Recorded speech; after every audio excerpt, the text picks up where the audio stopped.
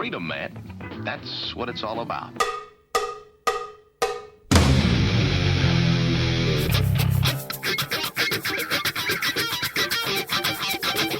You've got to groove on freedom, like the good book says.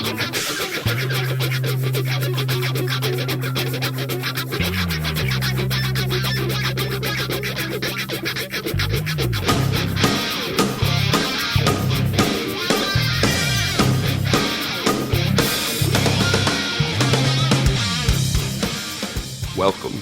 You are listening to What on Earth is Happening. This show will discuss the topics of human consciousness, mind control, natural law, the occult, and all issues that affect the freedom of the people of Earth. What on Earth is Happening will endeavor to shine light upon the darkness of our world and to offer empowering solutions to the problems we face as humanity approaches its critical moment of choice. And now, here is your host, Mark Passio.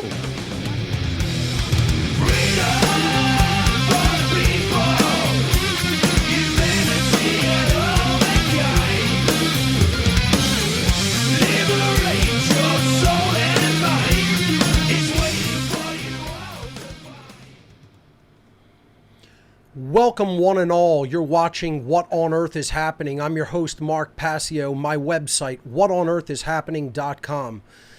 Today is Sunday, May 19th, 2019. This is show number 209. And on What on Earth is Happening, we are ending slavery one mind at a time. Welcome, everyone. Thanks for tuning in. We have a great show lined up for you here today.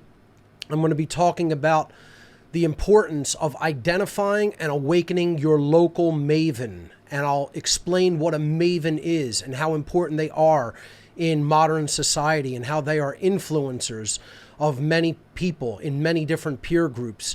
Awakening the maven is something that I have touched on in the past. I've often referred to it as maven targeting. I more look at it as identifying who the maven is and then sort of really trying to work on them as a potential influencer of other people, because that is how we're going to reach the maximum amount of people with the truth. So that's what's coming up today on What on Earth is Happening. A couple of very quick housekeeping tasks. First of all, you may notice that there might be a slight background hum. It's pretty hot here in Philadelphia already. So to do the show in a small bedroom as a home studio would be it would be sweltering in here if we did not have air conditioning. So there is a room air conditioner in here now, and unfortunately that might create a little bit of background noise, but hey, this is what it is. You know, I don't have a multi-million-dollar, high quality studio. We produce this show on pretty much a shoestring budget with volunteer people helping out to produce. Everyone who does, participate does a phenomenal job, and I thank them for their efforts all the time. But, we don't have huge studio space here. So just bear with us regarding that. During the hot months of the year, you may hear an air conditioner humming in the background. So it is what it is. That being said, I want to show people my website. If we could switch over to the laptop, I have we've announced publicly that I will be speaking at Anarchadelphia 2019. This is going to be a great event coming up September 13th through 15th. The banner is live on the homepage of What on Earth is Happening. I'll be a featured speaker. My main presentation that I'll be giving is entitled The Sacred Gift of Anger. I'll have a couple hours to deliver that presentation at Anarchadelphia 2019. I don't have the schedule yet or the day that I'll be speaking. That'll be announced forthcoming.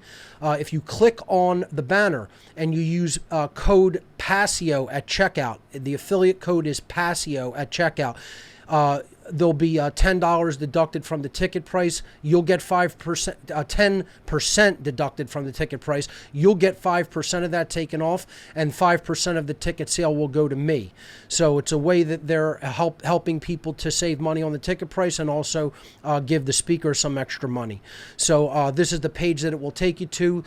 The Anarchadelphia conference is hosted by the group called the State of Anarchy. This is the ticket page. So when you check out Here's all some of the other great speakers speaking. Max Egan's going to be a part of this.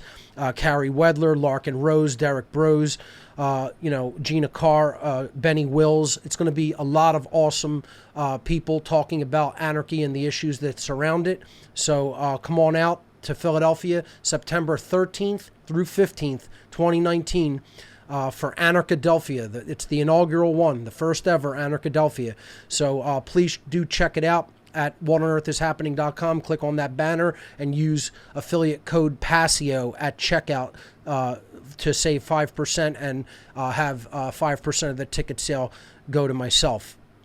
So that's really all of the housekeeping. I'm sorry, at Anarchadelphia, going to be debuting my documentary that has been in the works. It's called Mark Passio and the Science of Natural Law. It's, to my knowledge, the first documentary that's ever really been made on natural law. And we will be premiering this at Anarchadelphia 2019. So come on out for the initial public release of Mark Passio and the Science of Natural Law, my first ever documentary film. That is being edited by one of the hosts of Anarchadelphia, Carmen Carangi. So I think that's all the announcements that I have for this week. I will be announcing a workshop that I'll be giving at Anarchadelphia as well, because they will have some workshop classes that are being delivered by some speakers there as well. I don't have my topic lined up for the workshop yet, but I will be announcing that shortly, so stay tuned for that. So, I think that's all the housekeeping. Let's switch over to my slides, and I'll just show people the pretty nice banner that the guys from Anarchadelphia made for me as a speaker. And there it is. If you use promo code Passio at checkout, you get 5% off the tickets, and 5%, they match that and give 5% to me. So it's a nice way of doing affiliate sales. So that's the banner that they made, and I'll jump in for the topic for today's program, which is awakening your local maven. Okay, so this is a topic that I've bounced around in the past and kind of talked a little bit about, and hinted at that I would be doing a full show on. Now, we will be taking calls on this topic and really any topic that anybody wants to call in and talk about a little bit later on. I don't know if I'll have a full 2 hours with this particular topic. Maybe it will. Maybe it'll go longer than that. I really don't know. I don't have that many slides for this, but the slides are very pertinent and really illustrate how important this topic is. Again, I called this in the past maven targeting, but it is more like really trying to identify who the real social influencer in any particular social circle or group dynamic is.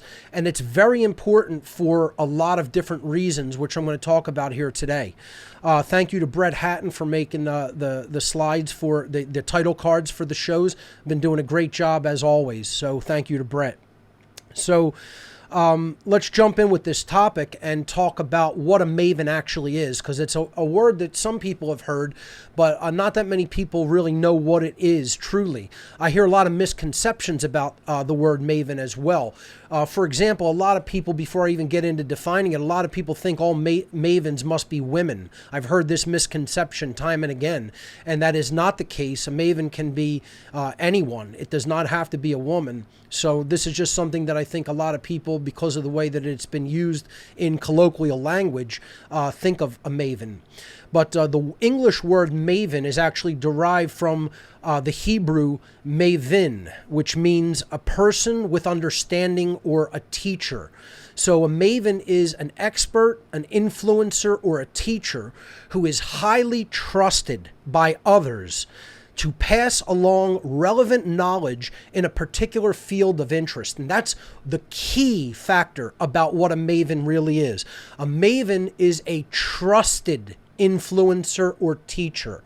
It is someone that people genuinely look at and give their trust to for whatever factor that they have, some sort of a X factor, je ne sais quoi factor, that it's a characteristic of their personality that maybe it's some sort of charismatic factor that enables trust between themselves and the base of people that they are connected to, that who they influence or who they communicate information to. So a maven is not necessarily just a teacher.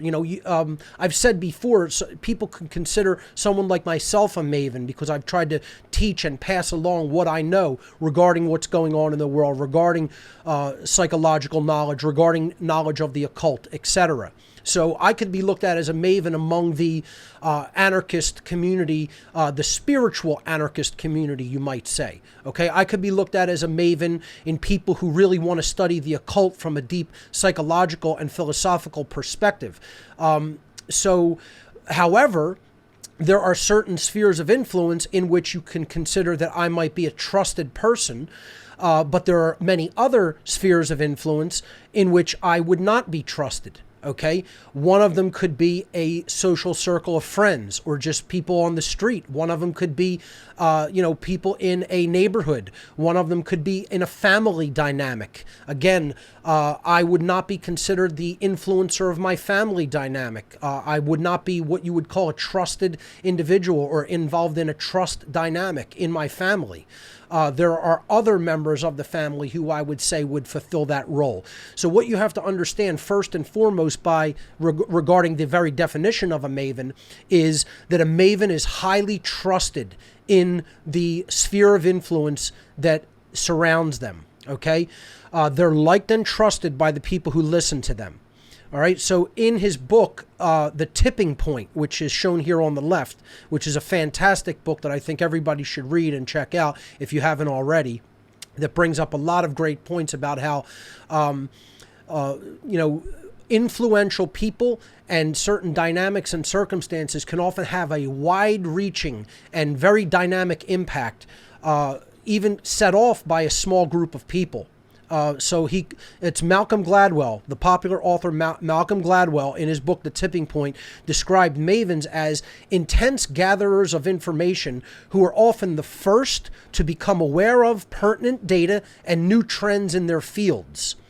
Gladwell also suggested in The Tipping Point that mavens have the greatest influence on others when they partner with other trusted social influencers with wide networks of casual acquaintances. So you could look at those other people who connect with mavens who are considered experts in their field.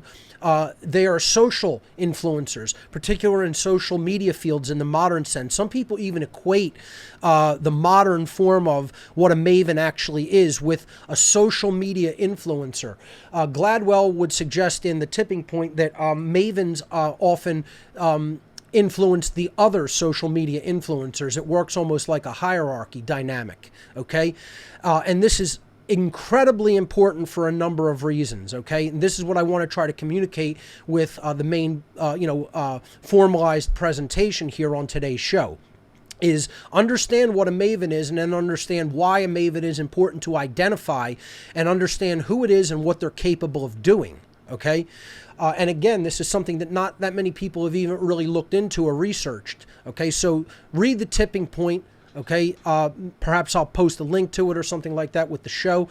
People can check out this book and check out what Malcolm Gladwell, the author, has to say about just general dynamics that act as a switch that flick a dynamic to the other side, like a pendulum swing or like a seesaw tipping, okay? So what he's talking about here is how do certain trends, dynamics, factors within society, how do they go from being one way, from one polarized dynamic, to then switching over to another dynamic, okay? How is effective change created? Mavens are change agents. This is the number one thing we have to understand about what mavens really are and what they do.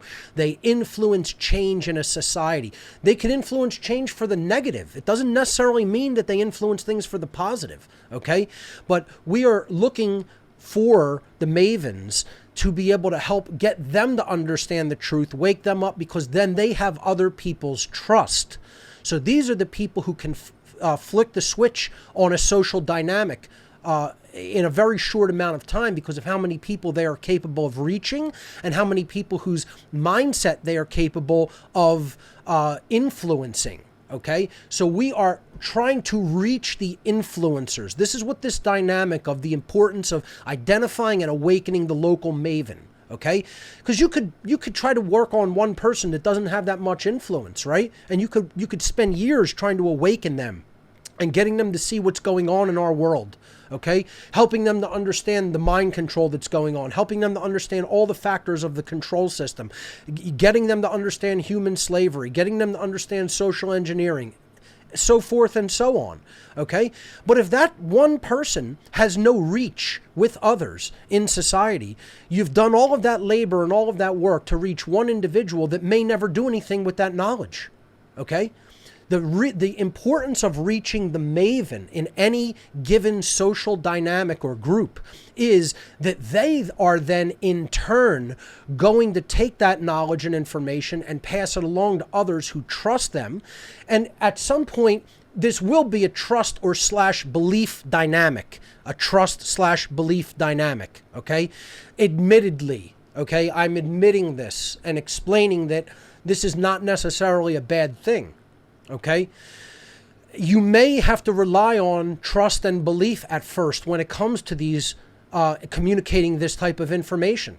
And then when the people who run with that ball after it is given to them, it will leave the area of trust and belief, and then they will take it into the realm of knowledge by doing their own research and their own homework and then understanding the dynamic for themselves. Okay, but we have to reach the maven with that knowledge, get them converted, so then they can then go out and do their magic of influence with other people. And it's not like, this is the same thing as like brainwashing people like the mass media and social engineers do, because the information that we want to communicate to the maven and then help them to communicate to other people through their trusted networks is the truth. So the truth is not going to do harm. So this isn't about like just, trying to brainwash people into a belief system. It's trying to communicate knowledge to them by identifying the main influencers of other people in a social dynamic. So that's what Awakening the Maven is all about.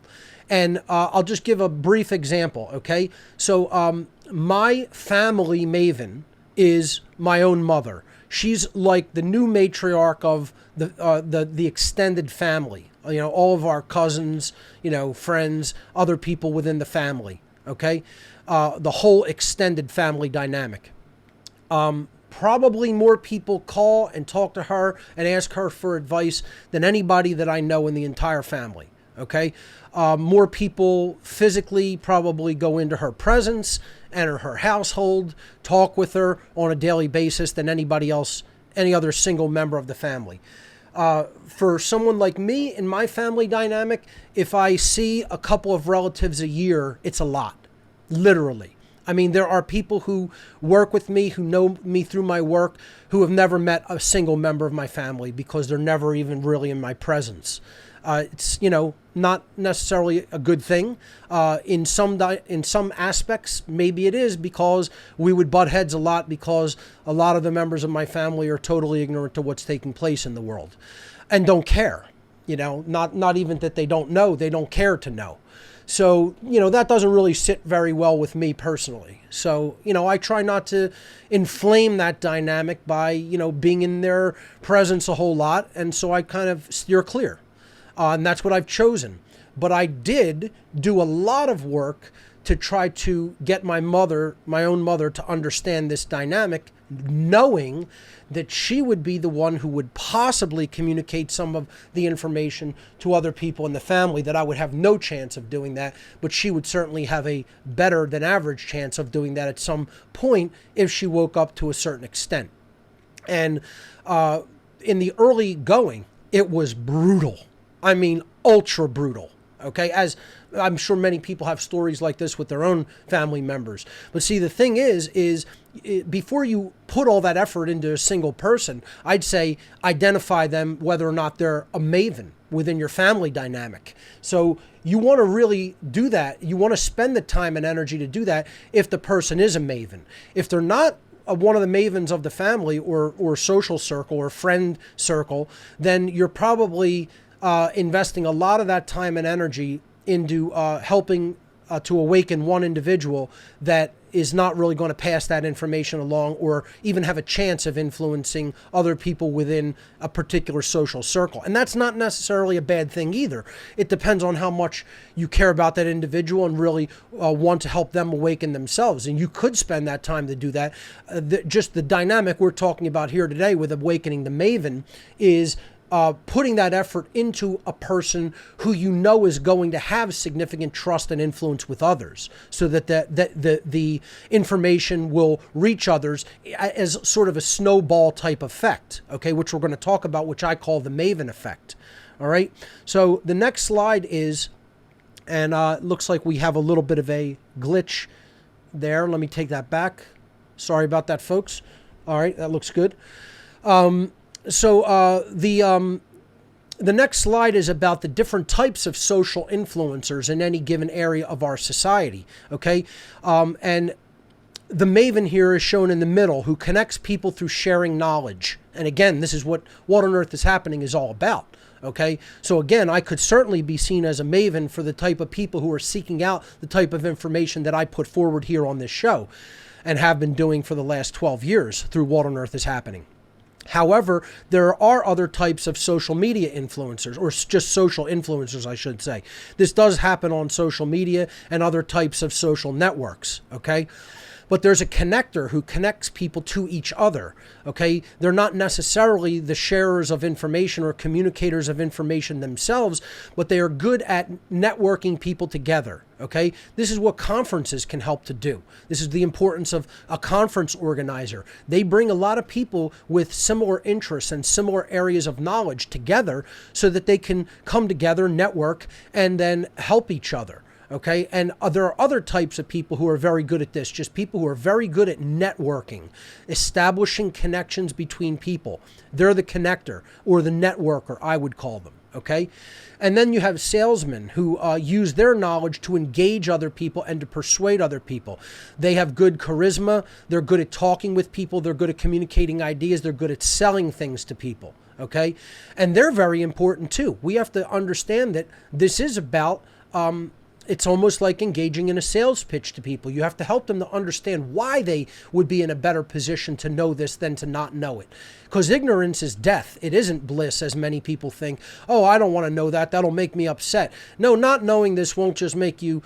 knowing it may make you upset, but not knowing it's going to get you killed. Okay, you're going to be slow killed. You're going to be dumbed down to a point where your masters just have such an advantage over you that they're going to put you into an early grave. Really, because that's really what's going on here. You know, soft kill eugenics is what's really taking place in our society. And the people who are so ignorant are going to be spending the better part of their adult years in and out of hospitals. That's how bad the dynamic is, you know. And not just that, have their psychology broken so that they can't engage in any healthy relationships. They're going to have their health broken. They're going to have be in such a state of ignorance that they're not going to understand what's going on around them, and they're going to be susceptible to just about every kind of negative influence and negative social engineering that is taking place. What we're talking about is using all of these social influencers in our society for the benefit of communicating the truth. And again, you're not doing any harm to people when you communicate the truth. Again, yes, the truth may make you angry, but it will also set you free. You know, this is what we have to be much better at doing. Because I'll tell you something, folks, we haven't been very effective at doing this. The other side is much more effective. The authoritarian side is more effective at putting their message out.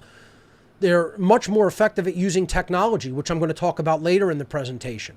Okay, but they're certainly much more effective at identifying the mavens who will communicate this knowledge to other people. They have many more salespeople engaging in sales pitches to other people in society. That's why they have so many people believing in their nonsense. That's why they have so many people under their mind influence and brainwashing and social engineering.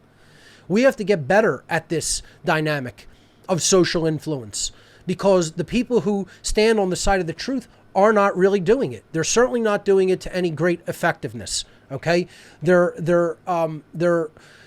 really playing a half-ass game when it comes to this, okay? To put it as simply as I know how to put it. Because a lot of people want to remain anonymous. A lot of people don't want to get involved on the playing field, on the battlefield, okay? They want to kick back and they want to just say, it's good if I know this, because that'll help me and help my situation. But if somebody else doesn't want to listen and pay attention to this, that's their problem. No, that's your problem too. That's your problem as well, okay? And the reason it's your problem is because other people's ignorance is going to affect your freedom. Whether you like that dynamic or not, that's how it is. It is a numbers game, okay? Whether anybody likes that dynamic or not. A lot of people want to think, a lot of people want to take this concept of the tipping point or a paradigm shift or a quantum shift, right? And they want to make it not about numbers. They want to say, oh, it's only the small amount of people that have to know this for it to flip, for the script to flip, and for the dynamic to go the other way. No, it's not, folks. It's a small amount of dedicated, passionate, concerned people that will help to influence people in a wider way because they put so much time into this. See? But it's not about not reaching massive numbers of people. The whole world dynamic is only going to shift when enough people in all of society shift their behavior. This is about not just changing what people think, but changing the behavior of all individuals within society. And right now, we don't even have, if we have 2% of all of society even understanding this, let alone changing their behavior, I would say we're doing massively well. We don't even have that. I'd say we probably have under 1% still, okay? We need to really step up our efforts in this regard. And a lot of this comes down to courage. A lot of it. I have people writing to me all the time, Mark, I want to get involved, but I'm still, I don't want to necessarily put myself out there. They're waiting for something. You know what they're waiting for? They're waiting for a backbone to grow up their spine. That's what they're waiting for. And I don't know if you're going to do that. You better go order some bone growth miracle cure because a backbone ain't going to grow itself. You just got to get out there and start doing it. And you got to take your chances. You got to throw your cards down. You got to throw your dice down on the table and cast the die and say, it's going to be what it is. That's it. I'm not interested in what happens to me in the physical. I'm here to perform a mission in the metaphysical. That's what this is all about. This is about what's going to happen with my soul, not just about what's going to happen with my body. I could care less what's going to happen with my body. This is about speaking the truth out there into the universe. The universe is spoken into existence, as I've said countless times. If we're not putting our voice out there, we're not contributing to the chorus of the truth. And then we're not going to be really, truly on the right side of history. Because for people to say that they intellectually understand this and they're not communicating it to others and they're not trying to reach the influencers of our society, they don't really know, and they certainly haven't converted it into action. Do they really know and do they really care? That becomes the question when people don't want to convert this into action by speaking. All right? So, this slide, I think, helps people to understand the main types of influencers in our society. And you may be one of the three. Okay, and if you are one of those influencers, then do the work that you need to be doing. I consider myself that maven in the middle, okay? I am a maven when it comes to a certain type of community, a certain type of individual. Not in every dynamic that I find myself in life, however, okay? So, and that social circle is only going to be so big with stuff like what I do with What on Earth is Happening, folks, especially at this point in history where we have such an astounding array of ignorance amassed against us, because so many people are still in that, they're going to cover their eyes, ears, and mouth, and they don't want any information coming into the contrary of their predisposed worldview. And they're certainly not going to communicate it to other people. They're shut down.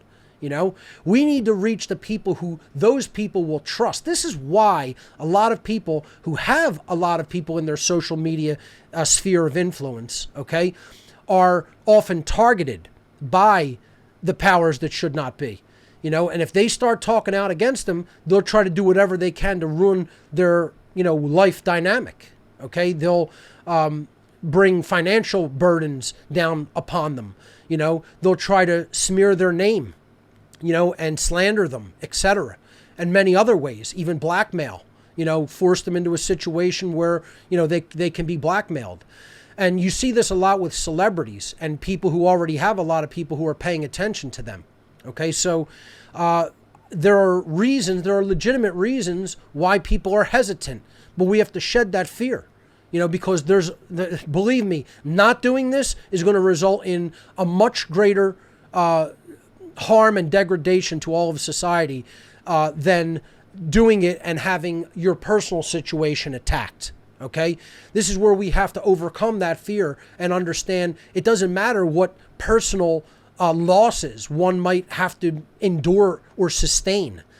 The rewards that you're going to get by speaking the truth and helping to influence other people are going to be much greater in the long term. So, you see people who have huge social media gatherings and influence. I mean, just as an example, just look at this young girl who Alex Jones just interviewed last week on his show. I happened to be checking it out, and he brought on this girl, Soph. She has like 1 million people, 1 million YouTube subscribers. And she's talking about how like they're censoring her because, she's considered extreme right, far right wing to them. And, they're trying to shut down people of, these political persuasions who they can slap a label on. I talk about they haven't tried to do that with me because I don't think anybody is capable of labeling what I do. They don't even know what to think of it, or they don't even want to draw any attention to it, because they certainly don't want people listening to my stuff. They absolutely don't want you coming here and getting the information that's in What on Earth is Happening, because this is the most forbidden of the forbidden. This is the stuff that they don't even want to even allude to hint at, to even ever speak the name, because once you start looking down this rabbit hole, it's all over. It's all over for your belief in authority. It's all over for that religion. Really, if you're really being honest with yourself and you really do go down the rabbit hole that I present here, it's all over for all religion. And that's the last thing the social engineers want, because that's their main tool of control is religion, religious thought. That's their main tool of control. And that's what we're trying to break down here from day one, is getting people out of a religious mindset and helping them to understand that they need to learn what the actual truth of what's taking place here on earth is, and the truth about real spirituality. Okay? And they don't want you looking into that, because that opens up whole new avenues of knowledge and understanding. That will open up knowledge about suppressed science, occulted sciences, the occulted aspects of the human psychology. And they don't want anybody looking into the occult. That's why I'm the last person who they want to draw any attention to. Okay? So, but, this young girl who came onto InfoWars this week basically said she doesn't care whether they try to censor her. Not interested in it. She's going to keep speaking. And if they ban her, she'll move on to another network, and basically said so much as YouTube and Facebook and things like that are just stepping stones to get some following. Say what you want, let them ban you, take your following to another platform. And that, in all honesty, I commend her for saying that. That takes courage. I think more people should have courage like that.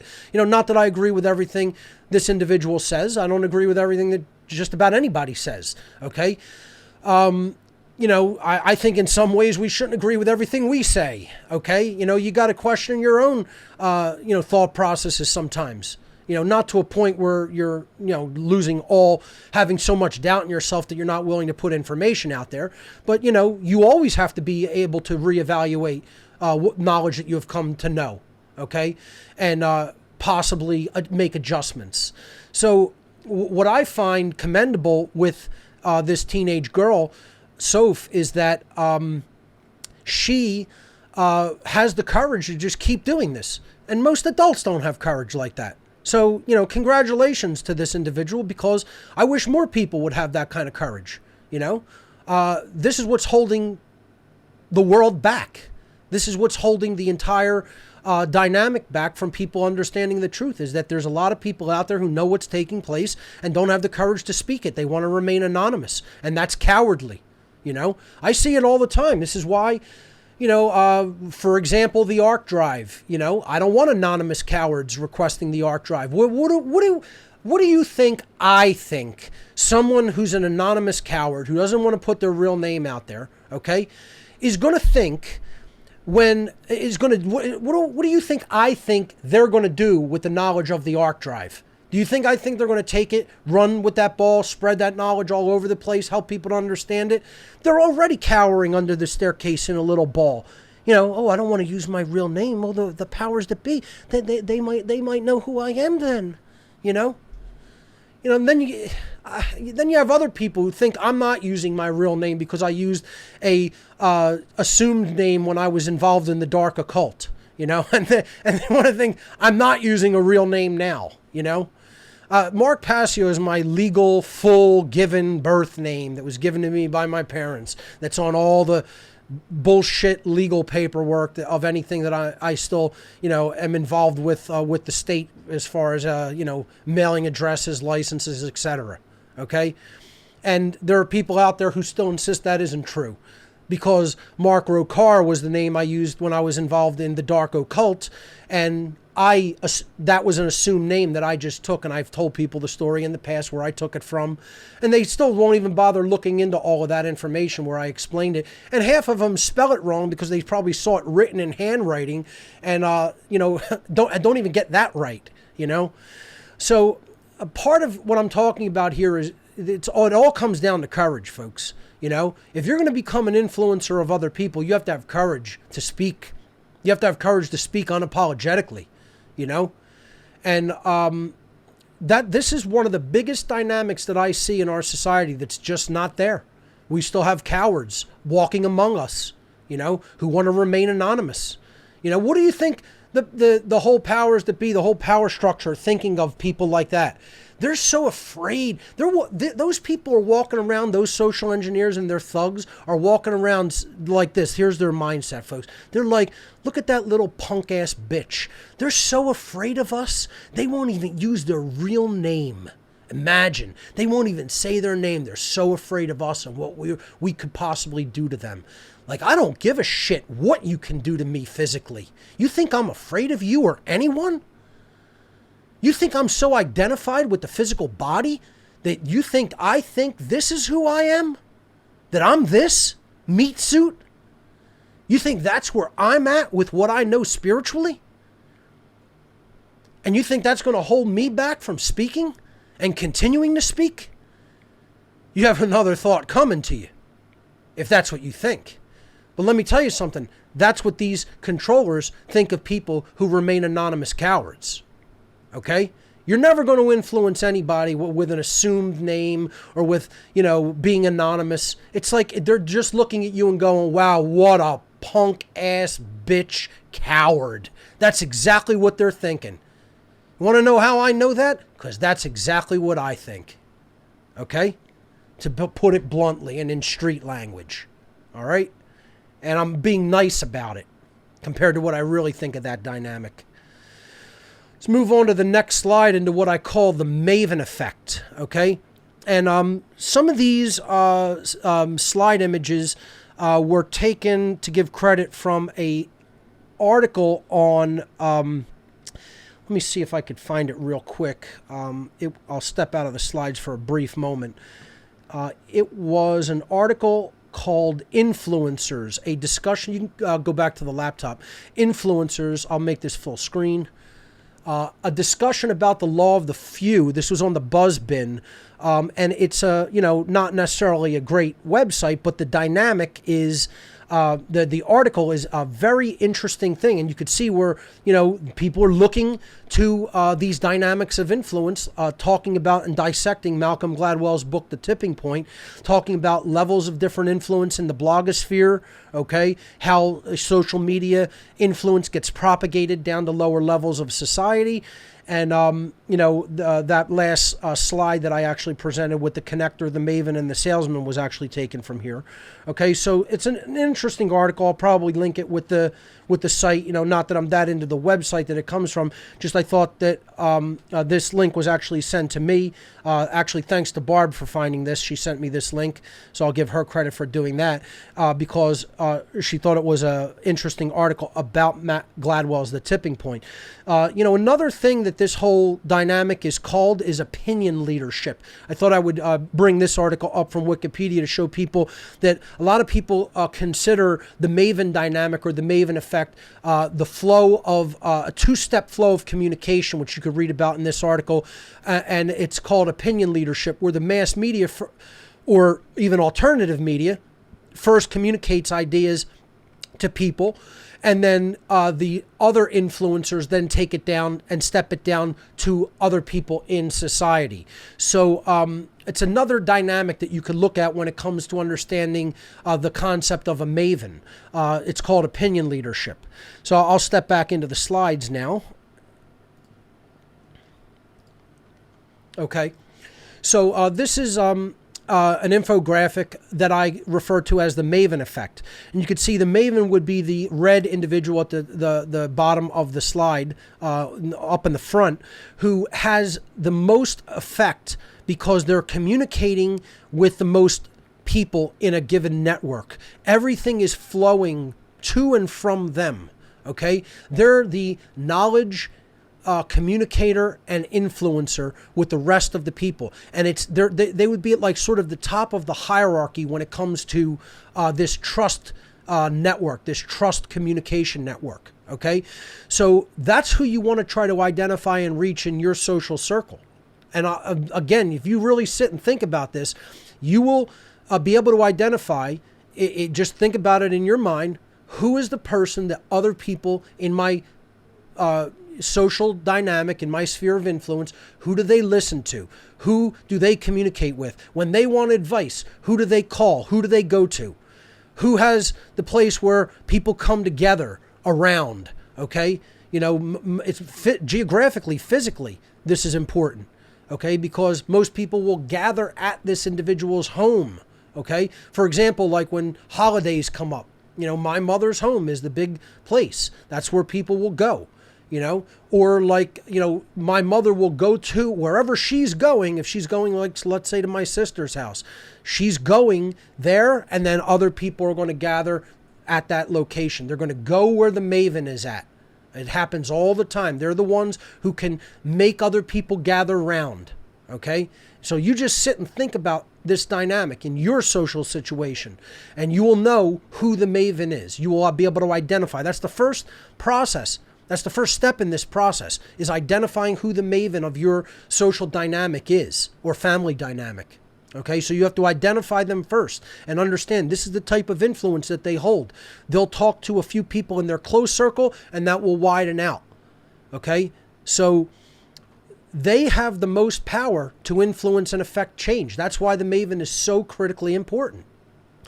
So I'm going to break down a dynamic here that, I apologize for the slight glitches that we're having today. I'm not really sure why that is going on with the presentation, but perhaps I need to upgrade something or update my presentation software, or maybe it's just a loose connection, but we will look into it. That being said, I did step forward. Okay, there we go. Okay, so I call this aspect of the maven effect the 5-to-1 ratio. Now, this is slightly different than just the maven having influence. This is how to influence the maven, okay? So let me just say that again. The slide that you're looking at that I'm going to build up here in this next part of the presentation is what I call the 5-to-1 ratio, okay? This is a 20% ratio, okay? The maven is the one, and we're going to have 5 other influencers that are going to influence the maven, okay? So let's put the maven in the center here. Here's our maven, okay? And let's name him Malcolm, after Malcolm Gladwell. And we have there in the middle of the star, there's Malcolm in the middle. Remember that show? That was a pretty good sitcom show. So there's our maven, Malcolm, named after Malcolm Gladwell. Okay, and he or she is the center of their social network, but that's who we are targeting. We have identified them, and we're going to put our effort into awakening them. Because if we get them awakened to the knowledge of what's going on in the whole control system societally, and we get them awakened to the higher level psychological knowledge of what's going on, and to social engineering, and to the entire world of the occult, and the world of real spirituality, right? Think about the power and the influence they're going to be able to have to influence other people to start looking into those dynamics and to help change them for the better. Okay? So, this is us. This is us as an individual. Okay? And we see the maven, we see the influence that they have in other aspects of society and the dynamics that they're involved with, and we say, wow, wouldn't it be awesome if we were able to wake up that maven, that person clearly with more influence than me in this social dynamic or social situation or family dynamic. Okay? So, you could look at the person, the green, person icon at the top of that star as, let's say, someone like myself, and the maven, let's say it's someone like my mother, right? And I'm going to go to work on them. I'm going to put the word out. Here I am putting out the word, okay? I'm trying to reach their mind. I'm trying to help them to see the truth. I'm trying to help them to clear the cobwebs out and clear all the mind control out and get them to see reality as it is. And I'm working on them and working on them and working on them and working on them. And I'm taking information to them every day. And I'm making them watch documentaries, and I'm putting articles on their computer, and I'm sending them email articles, etc. Okay? And you know what it's doing? Largely not a damn thing. Okay? And we've all been there, right? All of us have been at that place. I'm sure almost every one of us. We have one individual we care a lot about. We have one individual we really want to see get it, and we try to work on them, and there's like no progress, right? They're resistant. They don't care. They don't want to know. They don't look at the stuff you try to send to them or give to them, right? I went so far as to walking in randomly into my mother's house, just arriving, showing up, walking in with a stack of DVDs, walking into her house while she's watching something else, shutting the regular television programming off, putting a DVD into the DVD player, hitting play and saying, we're sitting here and watching this until it's over. Literally storming into her house and saying, if you want me to leave, you're going to have to call the police, and then you're going to be taking several people out in body bags. Literally did it. Okay? I don't really recommend going to that level of an extreme, but yes, I actually did this. Okay? That's how much I'm not taking no for an answer when I decide I'm going to help you to understand something if I think that it's important enough that you understand it. And now I'm at a point now where after doing that for like 15 years, that person does not argue or fight and kind of knows what I'm saying is the reality of the world, knows that it's true, but really isn't at a point where they're so awake that they're trying to influence others. But they're not resistant to the reality of our world anymore. And they can see it for themselves to a certain extent now. Certainly not to a huge, all-encompassing extent, but they're in a far greater position than they ever was without me ever having said a word. Okay? That if I would have stayed silent and not done that work upon them, they would have been in a colossal state of ignorance compared to where they are. Okay? So, but that's not going to be enough. What you have to do is you have to get at least 4 other people who you know to understand the dynamic that you're trying to communicate. And you have to get them also to influence the maven. I have found that this is the magic number. It is a 5-to-1 ratio. You have to have 5 people working together, bringing similar information. You could do it from a slightly different angle, a slightly different perspective, but you have to all be speaking the truth toward the one influencer. And if you do that with 5 people, okay, I'm going to say you're going to have reached that magic ratio where you can actually make them take that information in for themselves, not just believe the 5 people, but to look into it for themselves and then really start to then communicate that to the other people who trust them in their social circle. Okay? And that's what we're trying to do here. We are trying to influence the influencer. You have to identify who has a lot of people's ear, right? Who do people listen to and trust? Who gives them their confidence and gives them their ear? Who they want to hear what they have to say and they like being around them. And again, admittedly, that's not necessarily me. Certainly not in social or family situations. Again, when it comes to the people who are hardcore about this, like the What on Earth is Happening viewing audience, yes, then I'm the maven in that circle. But again, we're not just talking about someone like me. You're trying to reach the maven in your social dynamic. That's the point here. So you have to first identify who they are. And then you have to expose them to this knowledge from, I'm going to say, a minimum of 5 people. Okay? I have found, at least with someone like, working on this with someone like my mother, for example, that probably she has heard this information now from about 4 people. But there's this one more that I think, if it came through, okay, and was steady, hammering on the person steadily, maybe there would be some more progress. And what you have to understand, going back to this slide, folks, if we could cut back to it briefly, what you have to understand is, just picture on the outside of the maven, all the way around this star, okay? Picture the poison signal, right? The poison signal of the mainstream media. I didn't add this to this slide, but perhaps I should have. Just imagine other of these radio wave graphics coming in from the outside, but even bigger ones, 50,000 watt ones, okay? Coming in from the outside of every direction, 360 degrees. And they're all hammering that individual with untruths, with lies, with propaganda, okay? With fake news narratives. Okay? And this person in their not fully awakened state is still susceptible to all that poisonous influence and social engineering. So think about it. When one person even steps away, the shield is down in that area. Okay? If they all would step away, they're being bombarded from every direction. And in my case, I was hammering them just from that one direction for 10 years. Okay? And then from every other direction, or whenever I stepped away, that poison influence came right back in like a tidal wave, just swarming them. Okay? So we have to understand that this is a dynamic of continual perseverance with an individual. Continual perseverance with a single individual, because you know that the time investment is worth it.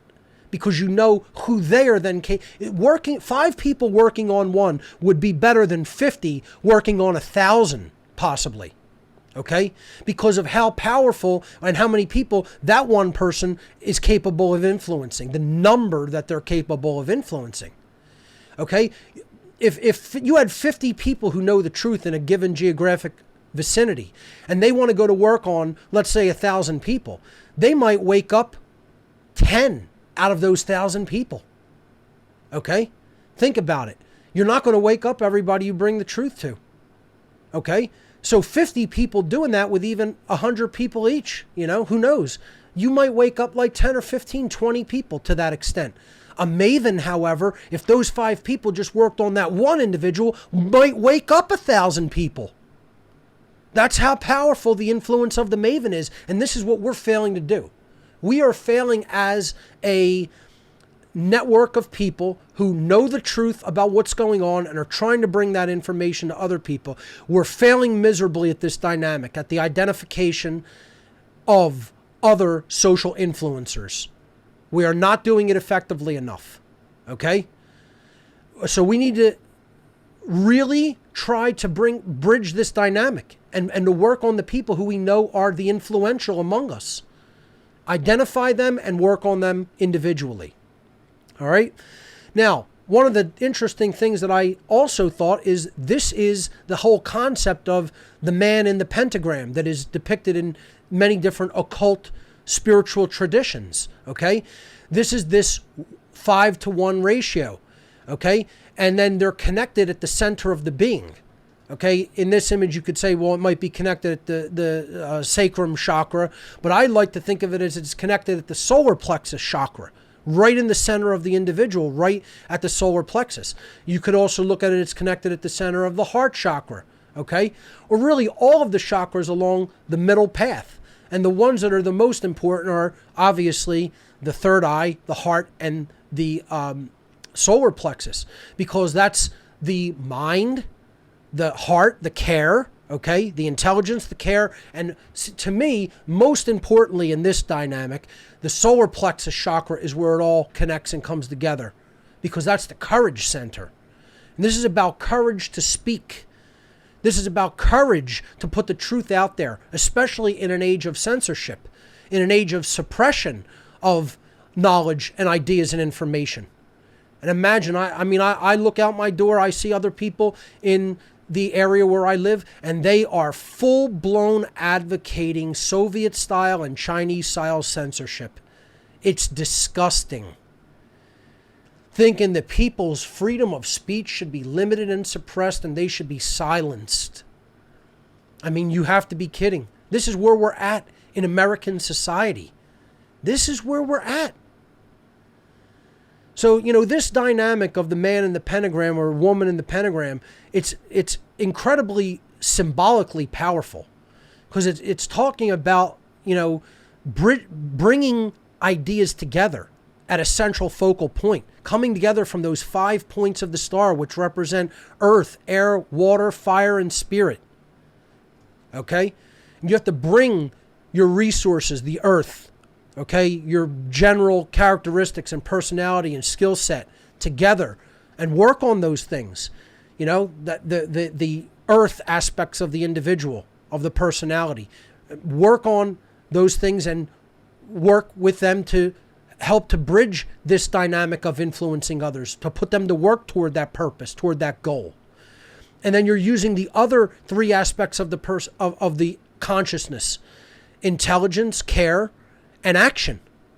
Okay? So air is the intellect. Water is the emotional aspect, care. And then fire is the will, taking action, taking right action in the world. So we have to bring all those things together for the higher spiritual purpose, which is the quintessence, the 5th element. That's the head of the individual. So earth, air, water, and fire are those 4 aspects of the extremities, the limbs. And then the ether, or the quintessence, or the spirit, that's the head. That's the guiding part of all of it, that the other forces serve, the forces of nature should serve. Powerful, dynamic, a very important ratio. Okay? You could look at it as, the 1/5 aspect, 20%. Okay? This is a very influential and very important factor in nature. You look at the 20 to 100% ratio. Okay? This is where I think the tipping point really would start to happen. Okay? It's not going to be finalized until it flips over, I would say, 51%, which is why that's a huge occultic magic number, and used at places like Area 51 or like May Day, May 1st, which is why they, take this symbolism in the occult after the number 51. But the 20% factor, I think, is where momentum starts becoming almost irreversible toward the opposite dynamic. That's where it can't be denied or marginalized any longer. Okay? And I'm telling you, this ratio and this dynamic is ultra important when it comes to what I call the maven effect, which is where it would be like setting off a chain of dominoes. Okay? Another aspect that I want to get into and reiterate, which I've been hammering on a lot, is the critical importance of competency and literacy when it comes to technology, technological competency. Okay? This is another area we are absolutely and utterly insufficient in the freedom community, the so-called freedom community. And we need to do way, way better and way more work. Okay? I have finally gotten some good technological help here at What on Earth is Happening after practically begging for it for a number of years. And thank God it has arrived, and arrived in a very big way and in a good way. So I, again, thank the people on the team for coming forward. However, when I look at the wider network of people in the so-called freedom community, anarchist community, spiritual anarchist community, I'd say 95% of them are practically technologically illiterate. Half only have the basic, very basic technological competency skill set. If I'm being generous there. I mean the very basic to just do something like open a browser window, pull up some information, go to a video, watch it, type in a search in YouTube. That's about it. That's about all they know how to do. Okay? Maybe check email. Most people don't even know how to set up an email client. They use webmail. They check their email in a web browser. Never even set up a mail client. Okay? It's the things that I get asked how to do by an average individual who allegedly is awake and aware in any given week when it comes to technology, they're appalling.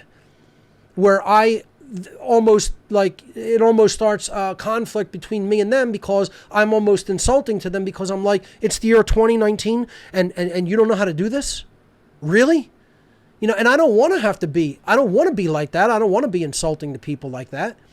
But when I think of how far in the game we are, how far into this dynamic of censorship and the total totalitarian shutdown of our society we are, and the average person still doesn't even know how to set up an email client, that wouldn't know how to network two computers together if their life depended on it, knows nothing about how the internet works, knows nothing about how to set up their own website, has anything that they put out into the world dependent on whatever social media network that they're into, and therefore can be censored at any given time, and know how to do none of these things. Let alone put out their own media creation. Record video, record audio, do live streaming, make a podcast, make a banner, or a poster, make a presentation. People don't know how to do any of that, let alone one of it. They don't know how to do all of it. They don't know how to do one thing of it. They don't know one aspect of any of those things. And this is where we're at this late in this conflict, this late into this war. And it's unacceptable. It's 100% completely unacceptable. Even with what we know how to do here, we're still struggling with technology, as you can see. There's certainly a loose connection somewhere along the line.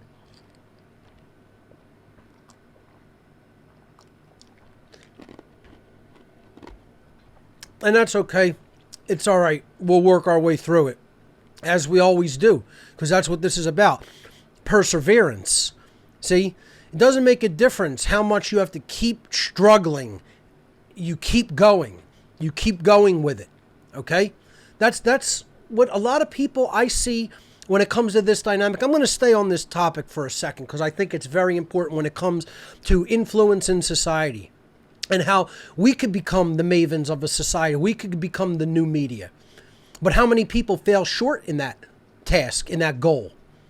Because they don't know how to go about it in any way. And they're not learning. See, I always give people the benefit of the doubt when they're open-minded and willing to learn. Then I don't hammer on them. I don't get on their case. As long as they're open-minded, willing to learn, willing to make changes, willing to look at something new and say, okay, I didn't know how to do that, but let me try it, get into it, see if I could do it the right way, and just get involved. Then I don't have any problem with them. It doesn't matter if they're not fully competent. Okay? It's called trying. It's called making a real effort to try. And they're not afraid. That means they're not afraid to fail.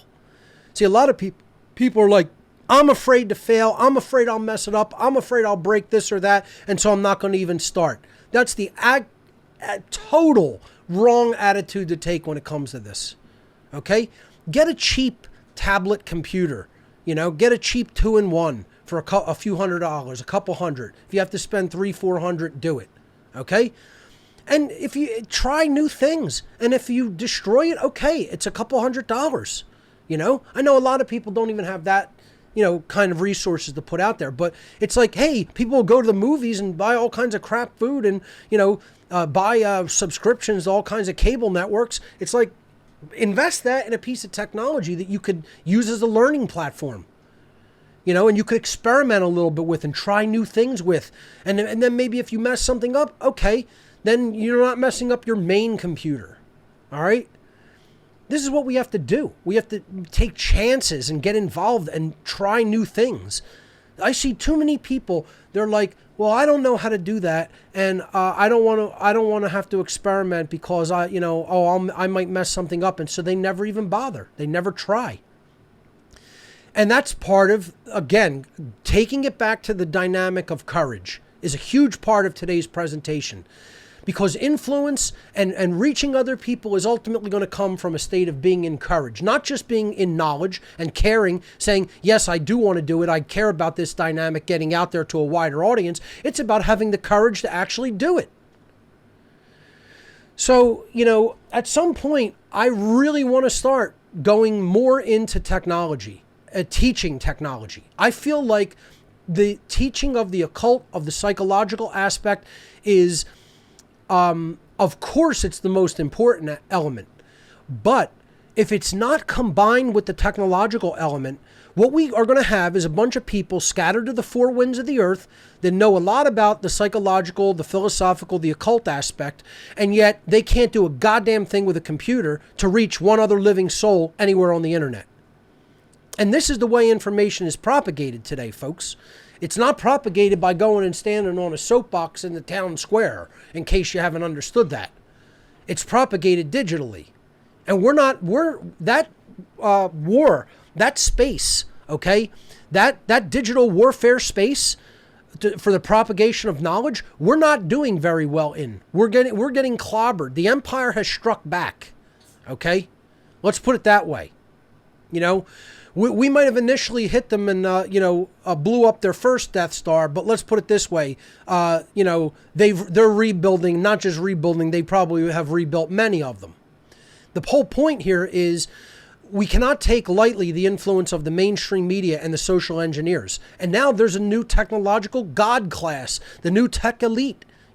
These big tech firms like Google, Apple, Microsoft, Facebook, Twitter, they look at themselves as the new gods of our society because of what their technology and networks have made possible, how they have made it possible for people to communicate effectively on a mass scale. And now they're trying to control that because they realize, hey, we gave people too much too fast. That's what happened, folks. That's what the social engineers realized. They gave us powerful computing tools too much, too fast. So then they wanted to scale it back, right? They wanted to scale it back, make it be less powerful mobile devices that are all about consumption of information that are coming from on high, from the sources that they put out there, okay? And down into the hands of the little person who only has this small little thumb device at their hands with actual no human interface to actually really create anything, okay? Except maybe take a few pictures or point video at somebody, okay? And then share it on their own, network that has only a few people paying attention to any given one of them.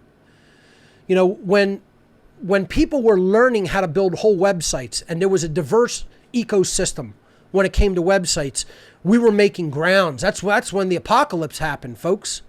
The apocalypse occurred past tense, and it happened during the second wave of personal computer technology coming in, Moore's Law, ramping up and taking off, and powerful desktop systems enabling people to be media creation experts, to become media creation experts. and then be communication experts by reaching people with that media. That's what personal computing, advances in personal computing, desktop computing, advances in internet technologies and speeds, and advances in camera and lens technology made possible. Without a doubt. Okay? Now they've scaled it back because they realized we had too much too fast, and they scaled it back, giving people tap, tap, tap with their thumbs on some little crap screen that you can't really build any media with. Okay? And people thinking that's what computing is. All right? It's a joke is what it is. It's a sad, laughing joke. All right? We need people becoming truly technically competent of what the internet is, how it works, okay? How websites work. Building diverse ecosystems of websites again, like we were doing in, the early 2000s, into the mid 2000s. When social media came in, it destroyed all of that. It destroyed the influence it was having. It destroyed the learning curve that was steadily ramping up almost asymptotically. Okay? Because it was a logarithmic scale of learning that was taking place, folks. All right? People were learning how to build real websites. Then everybody got on Facebook and Twitter, and that was it. Now that they have all those people in those platforms, now the censorship begins. And nobody knows how to set up anything elsewhere. And that was the plan. That was the plan the whole time. All this time, people could have been learning powerful, web technologies and desktop computing, how to really have set up media creation and communication. And they weren't doing it because they're tapping away with their thumbs on Facebook and Twitter on their phone instead of really learning computing and really learning how to become the new media. So this is what we have to do.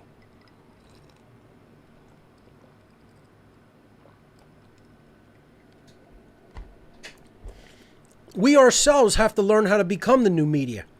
And at some point in the future, this is what I'm going to turn my attention to. I'm thinking about possibly doing it when I get the One Great Work Network up and running, up off the ground. And maybe that'll be part of the subscription model that I'm going to put together with that network with many other great hosts and communicators of information.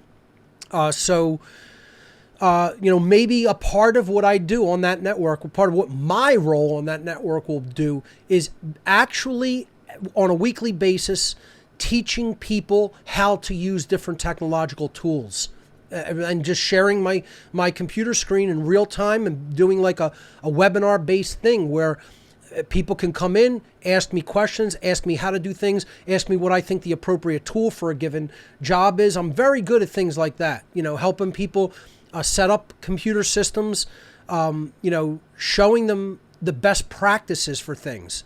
We could show people camera technology. We could show people, desktop computing, laptops, content management systems, Photoshop,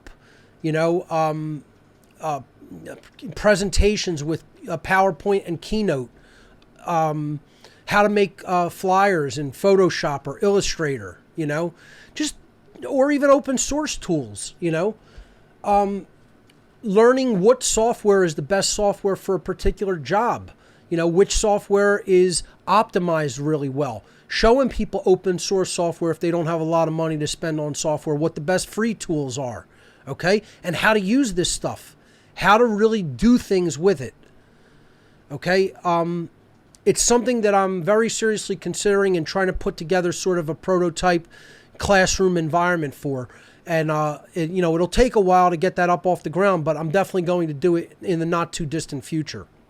So that's what I wanted to say on how important technological competency. Folks, right now, we are it is like we're in an age where people don't know how to read and write.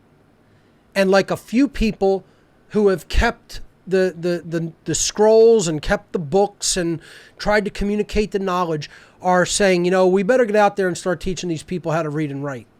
That's where we're at. Okay, that's the allegory. Because For people only to know how to consume media online and not know how to create it is 100% completely unacceptable. And I'll tell you what, that's where I'd say, again, 95% of the freedom community is there. There is a core, there is a central core in the very heart of the community that are technologically inclined and know how to do this stuff because they recognize the importance of knowing how to do it. But too few, far too few. Okay? So we're never going to make headway unless we learn how to use these communication devices called computers to the absolute maximum efficiency that we can possibly use them to. Okay? It's never going to happen with the type of way that people are using computers today. We're never going to reach enough people, and we're certainly not going to reach the mavens of our society. Malcolm Gladwell said that ideas and products and messages and behaviors spread like viruses do. Okay? They get communicated very quickly from person to person, and it ramps up, and then it covers a wide area, geographically and geopolitically. We have to understand that we can be those influencers of change. Okay? What we have to do is we have to be willing to learn what is necessary to put that information out there. And we have to be vigilant to being able to identify who potential influencers in any given social circle or dynamic are. So those two things, we have to act as a maven ourselves, but foremostly, we should identify social influencers that are already present and already doing that work of influencing other people. Some people don't even know they're the mavens, okay? This is another dynamic you have to understand. Not only can mavens be anybody, some people don't even know they're it. They just do what they do. And they don't even understand that this dynamic or what it could potentially, the kind of change it could potentially lead to. They're not aware of that, okay? They're just doing what they do naturally, I'd say 99% of mavens don't look for that position. They don't go out there and say, let me become a maven. They just are natural leaders and influencers that gravitate to that position that other people trust. So that being said, as I said before, it's like a domino effect. Okay? One thing doesn't seem like it could create that much change. It doesn't seem like it could, make that much of a difference. This whole presentation is about like how much of a factor or a difference can one individual make. And I'm telling you, a lot. That doesn't mean that for the world dynamic to change, large numbers of people need to change their behavior. That still is true. The question we're addressing here is to set off that change, okay? Often small amounts of individuals who people didn't think were going to be able to have the influence that they have can set off that type of chain reaction. So it is literally like setting up dominoes, okay? And, that's the last slide that I have in the formal presentation. Before I go to some other housekeeping and go to calls, I'm going to exit from this, and I want to see if I could bring up this video that I watched that was on YouTube, which was about one small domino being able to knock over a huge set of dominoes. It's a very interesting one. Let me look it up, and then I'll tell you to switch back to the laptop in a moment.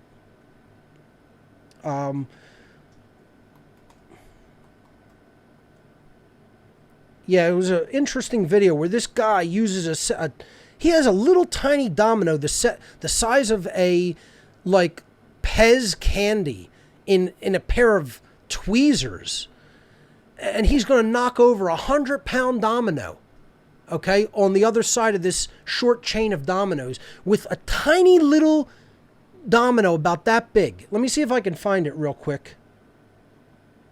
And I think you'll appreciate this dynamic. I'll post this video with the podcast.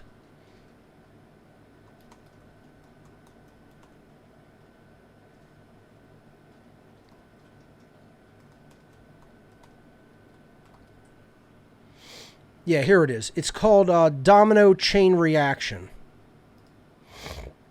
Let me bring up the small one, the short one.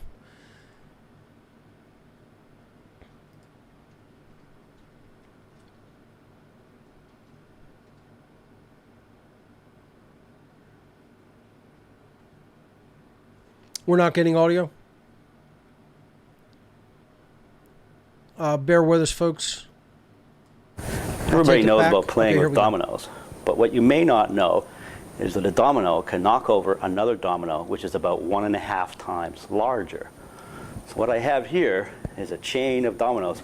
Each one is 1.5 times larger than the previous one. And the smallest domino is about 5 millimeters high and 1 millimeter thick. And I will carefully place it.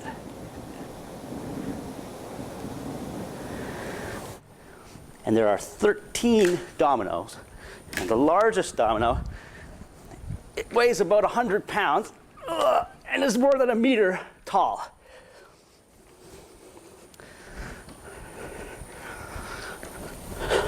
Ready?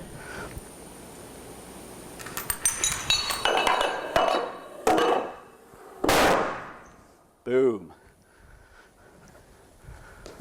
That was 13 dominoes. If I had 29 dominoes, the last domino would be as tall as the Empire State Building.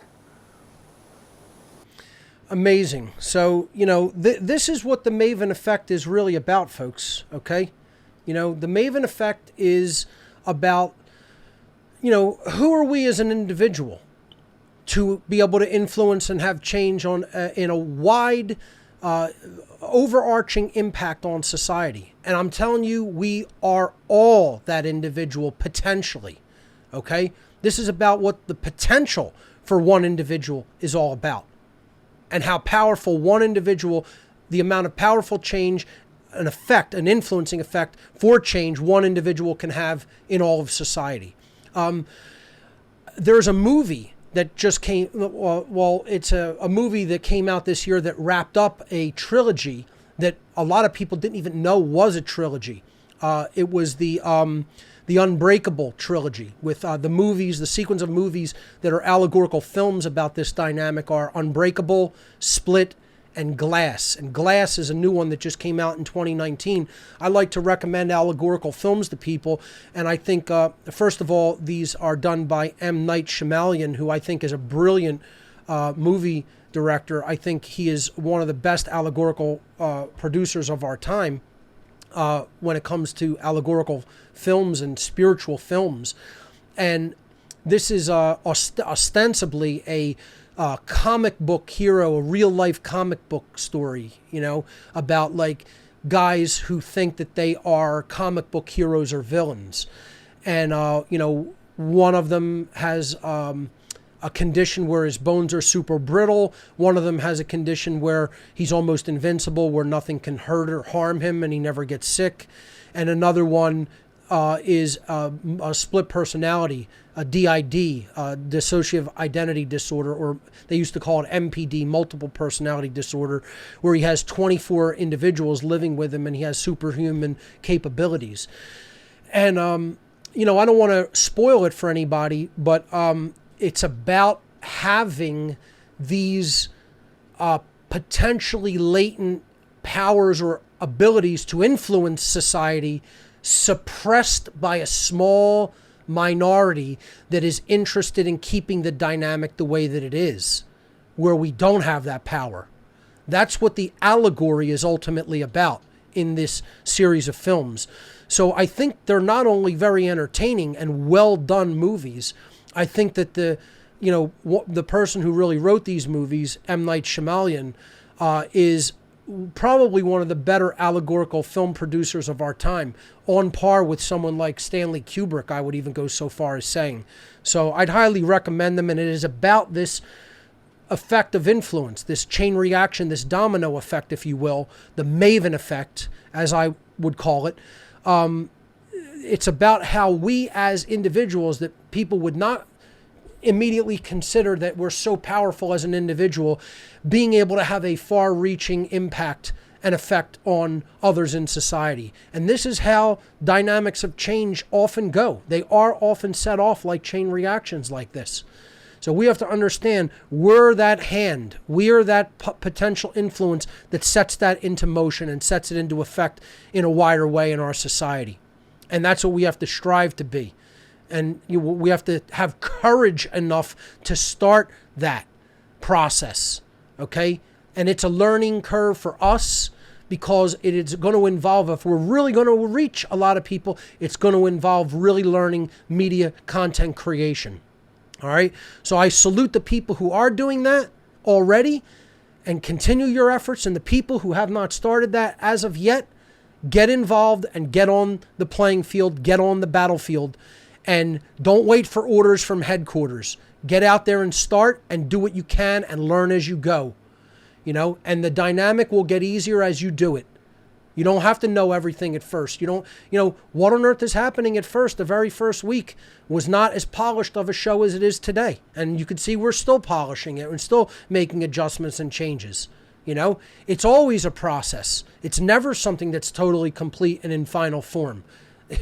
Life isn't. Okay? So the whole point is get involved now, do what you can do now. As you could do more, you ramp up your efforts. That's what it's always about. Okay? And with that said, I think that will conclude the formal slide presentations for today's show. As always, these shows are archived at whatonearthishappening.com/podcast. I've been putting up the podcast on Mondays because I'm usually pretty drained after doing a 3-hour program on Sunday nights. And to be quite honest, I'm going to watch the series finale of Game of Thrones tonight. I'm not going to be putting up the podcast tonight, more likely than not. Okay. Yes, I watch certain allegorical shows to see what the allegorical content is. I hope that they will do the right thing and destroy the throne itself tonight, but we shall see. Okay. I don't know if George Martin is such an awake allegorical writer, or even the people he worked with. But we'll see how it goes. That being said, a couple of quick things. If you have found value in the What on Earth is Happening broadcast, please go to gifts.whatonearthishappening.com. Here's a slide for the gift store. And you can get all kinds of mementos here in return for a donation. So we have t-shirts, we have flash drives, DVDs, coasters, keychains, buttons, stickers, etc. Okay, so go and check it out. Gifts.whatonearthishappening.com. We appreciate all your donation gifts that we've received here at What on Earth is Happening. It keeps the operation going and moving forward. Also, if you haven't taken me up on the offer for the ARC drive, I know a whole lot of people have, because I've promoted it. I want to continue to really promote this just about every week, because the information that's on the ARC drive can have that maven effect, okay? And people are free to share it forward too. So you go to whatonearthishappening.com/ARC. The ARC is a 1 terabyte hard drive filled to the brim with all of the research data that I've put together here at What on Earth is Happening. It's the best of all of the media that I've collected over the years, okay? You send me a 1 terabyte hard drive, I fill it up and send it back to you. That's how the ARC offer works, okay? So check it out. Please sign up at the sign up form for the ARC drive, and you'll get after you fill in the form with your requested information, you will get the instructions for shipping. A whole lot of people have been taking me up on the ARC drive offer, and I think that information's propagating pretty nicely. I really like to see that, and I hope that continues. And finally, if you want to make a straight donation to What on Earth is Happening, you can go to the donate page, click the donate tab, or go to whatonearthishappening.com/donate. There are 10 different ways to donate. 5 cryptocurrencies: PayPal, Patreon, check, money order, and right now people have been very generously taking me up on donating this way, and I really appreciate it. And I also would hope that would continue, because it's really helping the efforts here at What on Earth is Happening, and that's donating technology directly. And you could do that by clicking where it says on the right hand side, donate supplies from our Amazon wish list. It's called the What on Earth is Happening technology needs list, the tech needs list. And you'll see if you click that button, it will take you to an Amazon wish list of technology that we need to continue to operate the What on Earth is Happening show, website, and office here. So, check out the donate page, and thank you so much to all the people who have very generously donated over the years to What on Earth is Happening. It is keeping this cause and this effort going and growing. So thank you so much.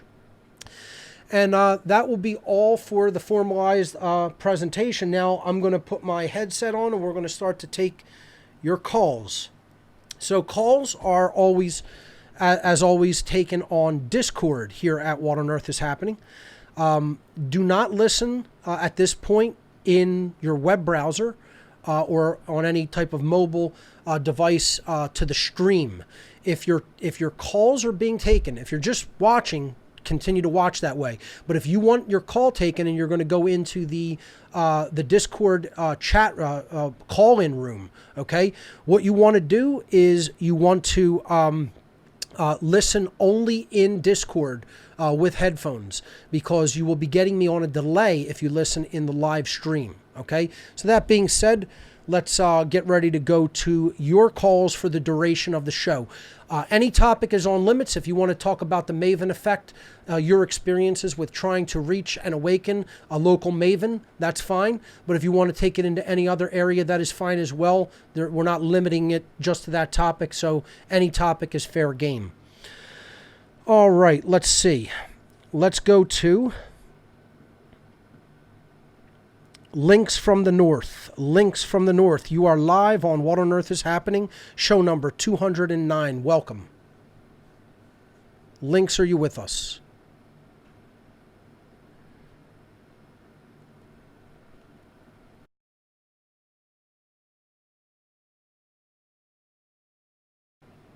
I thought I was. I didn't see way in there. Oh, it's down at the bottom. Sorry. Okay. Yeah, I'm way behind. Sorry. Okay. All right, I'm going to jump. Sorry about that. Let's go to Andrew Rigby. Andrew Rigby, you are live on What on Earth is Happening, number 209. Welcome to the show. Greetings, Mark. Thanks so much. Last week I was on the show as Y1C Gratitone. Okay. But, your show today inspired me. You know what? I am who I am. I've been called Andrew Rigby my whole life. So let's just keep it the way it is. The message is not going to change. I'm a salesman, as you described it, and an aspiring maven. Ultimately, I would say a salesman. But my passion is a connector. I'm a connector. I connect people to who have the right ideas, to the right source of connections, whatever it be they need, expertise, funding, that sort of thing. That's what I do. I'm hosting my own database right now, so I can spread a whole bunch of all of the knowledge that we're talking about here on the Terabyte. Fantastic. Even more. So I'd love to figure out a way that I can work with you and collaborate and figure out how we can get the stuff that I've accumulated, even hosting more, and other servers, and just building a whole network of servers that are hosting all of this knowledge that is getting out there. So absolutely. I think that is something people have suggested. I'm going to continue doing it, but through the method I've been doing it directly with the ARC. But I think people putting up torrents is a very effective way of communicating information that cannot really be taken down or censored, because you could share them with magnet links as well, which are really only like hash tables and links, so you send that out, you send a magnet link out, you could post that anywhere. Nobody can stop a magnet. You'd have to shut down the internet. You have to shut down text. You're going to shut down hypertext. It's like that's the whole technology the internet is built upon. So anywhere that text can be posted, a magnet link can be shared. So it doesn't even require a centralized server. Yeah. No doubt. You've been a great inspiration to me to help me just get the word out there in as many possible ways as I can. Inspired me to start writing, do a whole bunch of other stuff. So I'm really excited to share everything I have with you. Fantastic. But we'll take that offline. As far as technology goes, though, Mark, my question is a really simple one. What is the one area of technological research that you would say you are most excited about? Emerging research and advancement in the field of technology, I would say that My eye has been on photonic computing. If you research what photon-based computing is, it is going to be a radical advancement to computing architecture in the near future, hopefully in the near future. I don't know how far along they are with prototype models of photonic computers, but essentially it's light-based transference of data, and it is going to increase speeds. Speeds of internal data is going to go into the. It'll be like in instead of transferring hundreds of megabytes per second, we'll be transferring hundreds of terabytes per second. Literally like the introductory prototype speeds that they're talking about are like at 6 terabits per second. Now I know that's not terabytes, but it'll get to a point where it'll be over a terabyte. Like to copy an ARC would be a couple seconds, literally. Right. Whereas now it takes 4 to 5 hours, or more. Right. The like Li-Fi technology where they're actually transmitting data like a Wi-Fi through a light that you'll have in your home or something like that? No. This is actual desktop computing architecture that we're talking about. So, I'm sure this would eventually also then be taken into the realm of networks if it hasn't been, theoretically discussed doing that. But we're talking about a new computing architecture with something that's called universal memory. I think HP has worked on this with something called the memristor. And it's something that basically is going to act as a universal form of memory. So there won't be separate memory components in the architecture. So you won't have RAM, a cache, a hard drive, anything like that. It will be one form of memory, and we're talking about beyond zero latency speeds. You'll be able to copy whole libraries of data in literally seconds. So fascinating. So yeah. that wouldn't you say that would naturally lead to a transhumanist agenda type style future? Because then you can. I don't think it necessarily must. It could, but I'm not the fearful technology. Person who looks at technology in just that fearful way, where just it becoming powerful is going to mean the end of humanity. I think we have to just maintain control over it and use it as what it should be, our servant, instead of allowing it to become us to become its servant. I'm not a technological Luddite, as people know. I think that any of the advancements that have really led to a increase in human productivity and quality of life have been because of technology. Just about anything we use on a daily basis to make our lives easier is some form of technology or another. When it comes to computing technology, I think there are ways that we can make it better and cleaner and not as polluting and not as destructive to human physiology. But I am for the advancement of technology in the sphere of communications. This is where I think we are very capable of communicating information more effectively and completely, and in a more efficient way. Right now, likewise, you look at how we're still doing things, copying things slowly to thumb drives, or just to often slow hard disk drives that aren't even solid state in many cases. Every computer I use now has an internal solid state drive. Thank God. Because the old HDD hard disk drive, magnetic platter technology just needs to go to the dustbin of history. That stuff has been done, should have been done like 20 years ago, and only now the prices are coming down to affordability for the average consumer, the average end user. So I think that what I look at toward the future is what has been referred to as photonic computing and universal memory. You want to definitely check those out. Absolutely. Thank you so much. And I'll take it off the air. Mark, thank you for taking my call. But I just wanted to also put a recommendation out there to your listeners as far as a book that's really worth reading by a gentleman by the name of P.J. McClure. He calls himself, ironically, based on the show, the Mindset Maven. Okay. And his book is called Flip the Switch. Interesting. You mentioned Flip the Switch on the show already, but he wrote the book, titled it flip the switch. By the guy, he calls himself the Mindset Maven, PJ McClure. It's available for free online. He gives this away. At least it was. PJ is in Paul, PJ McClure. Correct. Okay. MCCLURE. Great. It's a All right. great book. So thank you very I'm much. not familiar with him, so thank you for the recommendation, and I'll definitely check it out. Alrighty. Thank you very much, Mark. Andrew, thank you so much for your call. And hey, thank you for your courage in putting your name out there.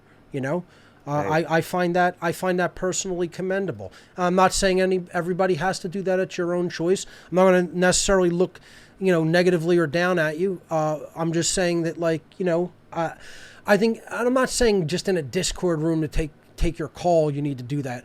What I'm talking about is if you're going to go and put your information out there in a worldwide way, on YouTube, on Facebook, on your own website, associate your name with it. It's your work. You know what I mean? Don't make these people think that we're afraid of them. We shouldn't be afraid of them. I'm not saying they're not dangerous people. I'm saying we show fear, that's going to embolden them. That's all I'm saying. Okay? All right. So, let's see. We're implementing a queue today to see who got into the room earlier, so I'm going to try to stick with that if possible. Okay, it's a new technology that we're working on, and I'm going to try to stay to that to honor people who have been in the room longer than others. So let's move on to Francesco. Francesco, you're live on What on Earth is Happening. Welcome to the show. Hey, good evening, Mark. Thank you for taking my call. Absolutely. So I guess, first of all, this was a great show, and I guess another way that you sort of do your reality checks for people. Yeah, definitely. We need to find the courage to get out there and try to influence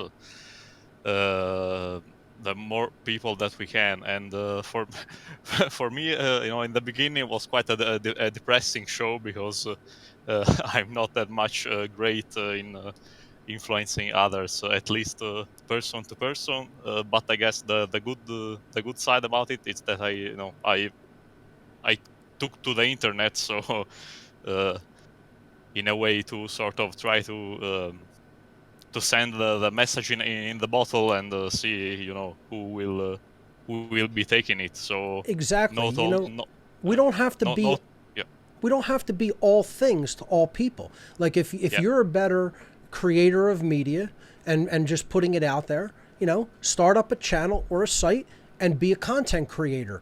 Again, as the last caller, Andrew, said, he's a connector. He may not be the maven, he may not be the salesperson or even a creator of the media himself, but he can connect people. He can show people, hey, you might want to talk to this person, or you might want to look at this person's information or sphere of knowledge.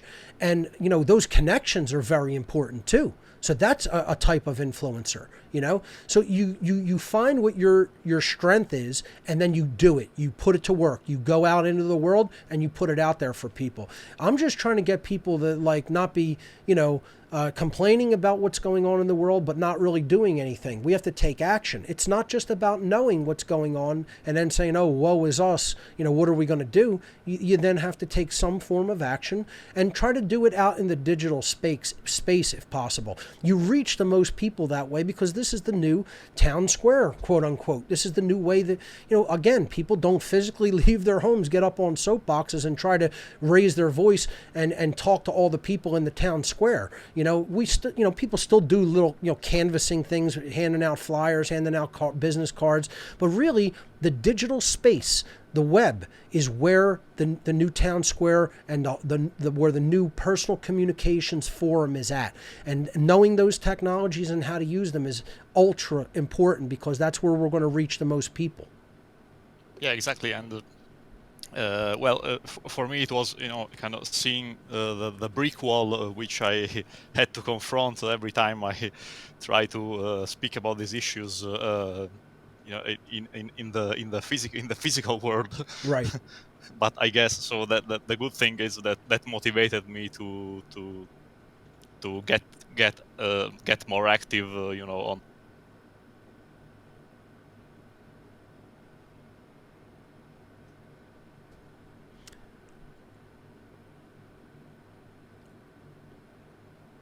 to hurt the movement in the end.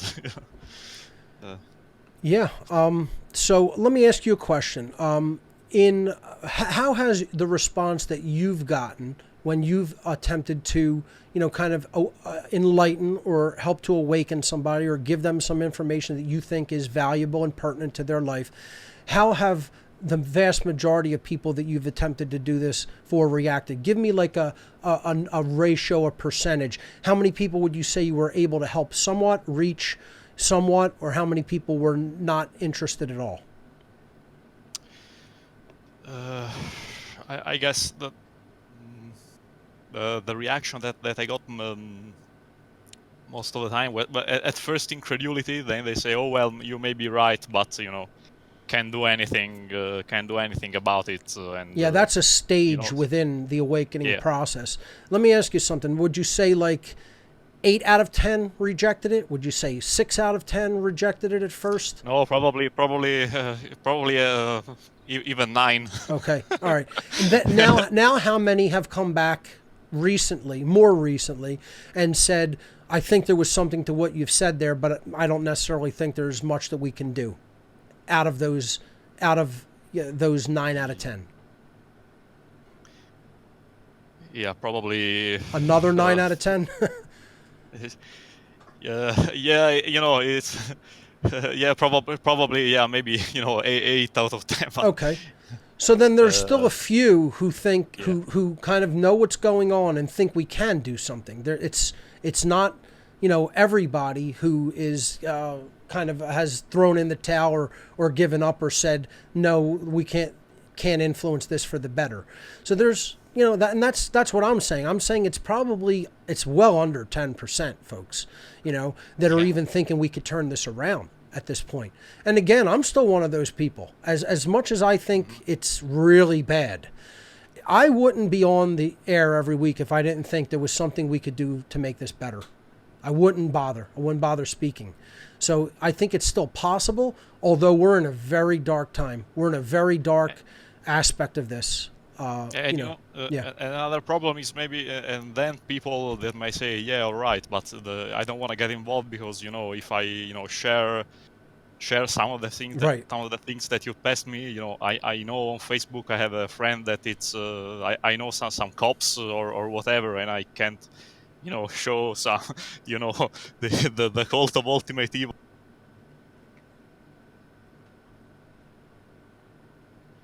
We're having some audio issues because of how the laptop has been sort of glitching out a little bit today. I'm not really sure what the source of that. I'm going to try something here and see if this corrects it at all. But I can still hear you, so continue. So you were talking about how people they're afraid of what other people think of them. This is the thing that is holding most of us back. Is we're still in this fear of what other people think. We're still in this fear of what will these people in my social circle think of me if I share this information. This is what you've encountered a lot of. Yes, exactly. As I said, if I share this, I know somebody that it's a cop or works for the government, so right. I'm afraid of their reaction and things like that. And see, this is the stuff that I'm talking about, folks. This is what we have to move past as a species, as a people, especially even in our social circle as potential influencers of other people. There's so many people who do know this and they don't want to come forward. Francesco, I want to thank you so much for the call, by the way. Great point that you brought up regarding fear of what other people think and how other people in your peer group might think of you, might look at you as if you share certain information. I have briefly told this story. I won't use any names. I know somebody who's as highly knowledgeable as someone like myself in just about every area of this, of all of this knowledge that we talk about here on What on Earth is Happening. And because of a financial situation that they are involved in, where they stand to inherit a lot of money from a a financial empire, so to speak, from a product, the person does not come forward and speak because they think that their family will cut them off and they will not receive the potential inheritance that they could, and so they just stay silent. And again, I've said it many, many times in the past, I think that's the worst karmic scenario to be in out of any other scenario. I think there is more karmic debt and suffering associated with knowing the truth and staying silent than there is with people who literally do heinous things to other people physically. I think there's more karmic debt because of what you know to be true, and that is a deep spiritual burden if you don't communicate that to other people. So I can't say it any more strongly that if you do understand what's taking place, it is your personal moral responsibility to communicate it to others. Okay, let's continue on, and let's go to Lokito. Lokito, you are live on What on Earth is Happening. Welcome to the show. Thank you, Mark, for taking my call. Absolutely. Yeah, I kind of jumped in a little late to the show, but I hear that it's about influencing people. Yes. And yes, it does take a lot of time to influence somebody sometimes. Like with me, because I do the Latin, like back in your latest show where I translated all your natural law seminar. Yes. And I went through I did do a presentation. I did a lot of announcements, and I did do more like an old school, posted up flyers everywhere and everything. And it kind of didn't go too well because a practice run for me.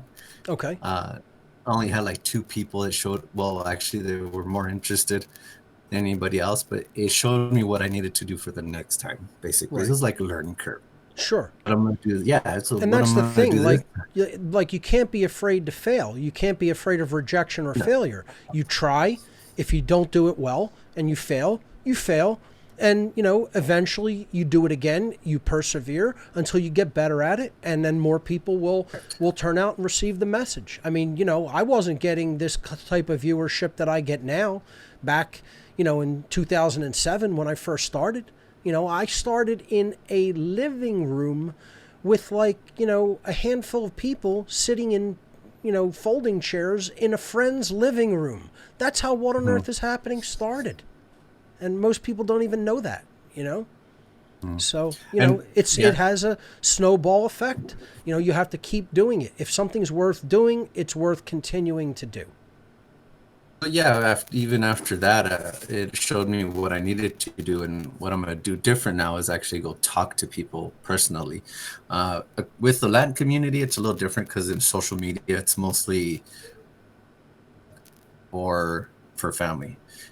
So the Latin community, that's what I have to do is actually go talk to them, go to the flea markets, go where they go, and literally just have a flyer and then talk about the topics that I'm going to talk about. Because I've noticed that with the 2 that were interested, it's because I was talking about the topics that I'm going to present. Just a brief overview, and that kind of grabbed them. So that helped me learn what I need to do, like I said, next time. So I'm going to create a flyer that has the topics that I'm going to talk about, and just like a brief overview in Spanish, basically. So this is an interesting dynamic here that you're talking about, Lakito, because I have often myself wondered, and a lot of people will try to take this as some type of race dividing statement, but it isn't. I think it's a cultural and social dynamic that we have to explore more by discussing it and finding out where the factors are.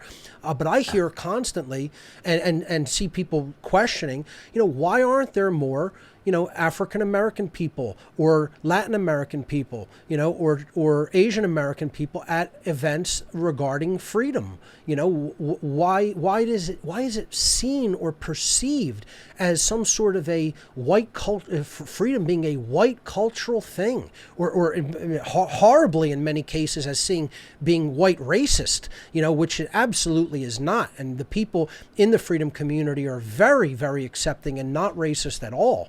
But you don't see that many people from a more diverse series of ethnic backgrounds when it comes to, conferences, meetups, etc. Why would you, as I'm assuming a Latino American, am I correct? Okay. Why would you think that is the dynamic that we see take place? Because I may do a whole show on this dynamic at some point, albeit admittedly a potentially controversial topic, but I think it's something that needs to be fleshed out and understood better. There's a psychological dynamic that we're not really seeing or addressing in why this may be that way. Why do you think it's that way, or have you heard anything to that effect? Well, to what I've learned, and I guess my opinion on it would be is because of the cultural differences, and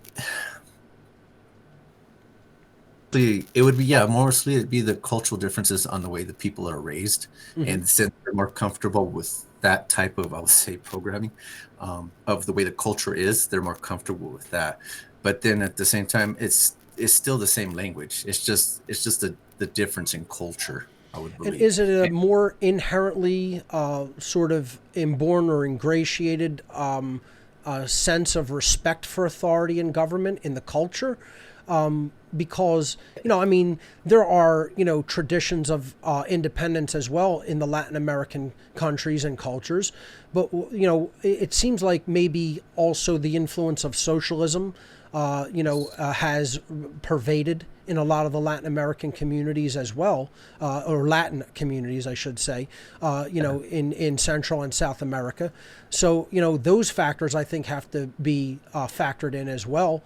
But you would say it's more cultural. And do you think it's like that way from how it's taught to young children? Yes, because like in the Latin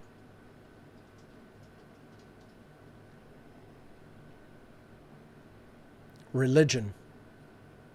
Yes. in the Latin culture where they have that, where we have to follow what the church says, in which it's okay up to a certain point, but then you still got to question if it's right or wrong. And most of it's wrong because they're following with the laws of the government too. And they teach that in religion where you have to listen to Big Daddy. Right. And they do that in the church, in the religion. Even with my background, because I came from a Jehovah's Witness type of religion, which is kind of really strict, but I've noticed the similarities, because even in that culture, they teach you have to listen and follow the laws of the government, and they put it in their teachings. And I believe that's heavily, like I said, it's heavily in the culture of the Latin community, because religion is sort of heavy in the Latin community, but it's been kind of broken up because of the social and the way information is provided. And it's actually broken up a lot of families that way too, because of a lot of that information that is out there. But in my experience, there's not enough information in Spanish, and that's what led me to translate your work to help produce more content in Spanish, basically. Yeah, there's definitely that language gap there as well. And I think technology can also assist with that, because there's definitely some automated translation that is capable of being used to bridge that language divide. But to go back to the point that you made, and I want to thank you as well for the call. Great points that you've brought up, and thank you for answering my questions when it comes to that dynamic culturally. Thank you too. Yeah. You got it. One of the things that Luquito brought up there is the influence of religion. And, this goes hand in hand, like hand in glove with government. These are both authoritarian dynamics that play off against each other. Neither one of them wants to see, the other lose their influence and power because it would diminish the influence and power of the other. These are two arms of what I call the unholy trinity. The unholy trinity of mind control and social control is religion, which is the father of it all. That's the highest end of it. It's all religion. Then you have the mother, which is the monetary/financial system, which works on our emotions and is the feminine dynamic, influencing our desires for things. And then, of course, you have the child, which is the male, active influence that comes together because of religion and money, and that is government. The religion of authority combined with money, people being paid off to become order followers and, hammer people into submission. That's ultimately what government is all about, because it is slavery. So, this is what people have to understand, is that these three dynamics all work together as one cohesive unit. And they're on the same page. And the social engineers that put all these things together, they're operating on the same page, where we're divided all over the place because they could put us into different dialectical positions to war with each other over, just two different forms of control, two different ways to get to the same prison cell. You're going to take the left path, you're going to take the right path, but you're ending up in a prison either way you go. And they have people believing that they're radically different things. But that's the power of mind control. All right, let's go back to our call queue and see who's next in here. All right, let's go to Greg Allen. Greg Allen, you're live on What on Earth is Happening, episode number 209. The influence of the maven, awakening your local maven. What do you have for us, Greg?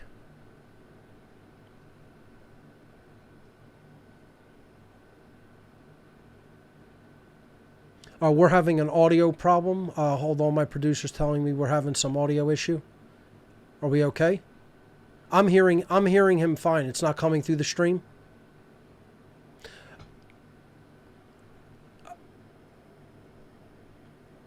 You sound fine to me. Do you want me to reconnect my headphones? All right, I'm gonna reconnect. No. This. All right, we're gonna make a reconnection real quick to the computer. Hold on one moment.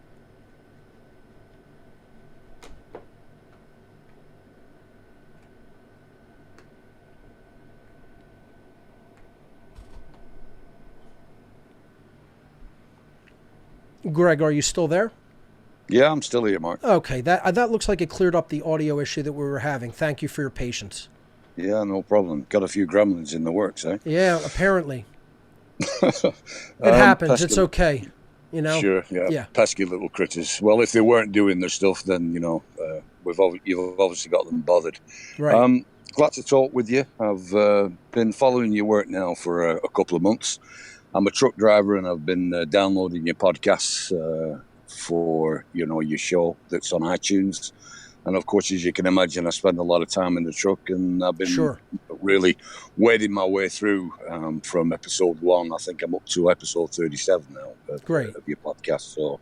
So really some powerful information and confirmation of a lot of things that I've come across in my own research over the last 11 years. I appreciate that. Thank you. Yeah, no, it's once over when I came across you in the last 11 years, I thought you were still maybe working for the opposition, but as I've listened, I get that a lot even to this day. I mean, how many years can you advocate for total human freedom and the destruction of the occult and the destruction of mind control, and people still telling you that you're trying to do that? It's a lot of people still don't have very accurate powers of discernment when it comes to understanding who's the genuine article and who's controlled opposition. But I think people with discernment, do find that out or figure it out pretty quickly. Mm-hmm. Well, your own personal story touched a chord with me, because 11 years ago, my life was really down the toilet.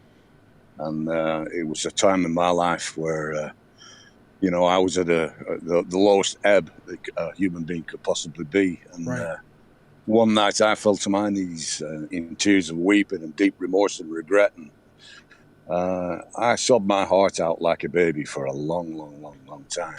And it was at that moment when I was really supposedly, only way to describe it is, looking up to the heavens and pleading to the creator of all creation to forgive me for every rotten word, deed, and act that I'd ever done. And I can't really explain it except say it, that it felt like at the time I had a deep, warm glow enter my chest and deep in my heart, and it was literally felt like a weight was being lifted off my shoulders. Wow.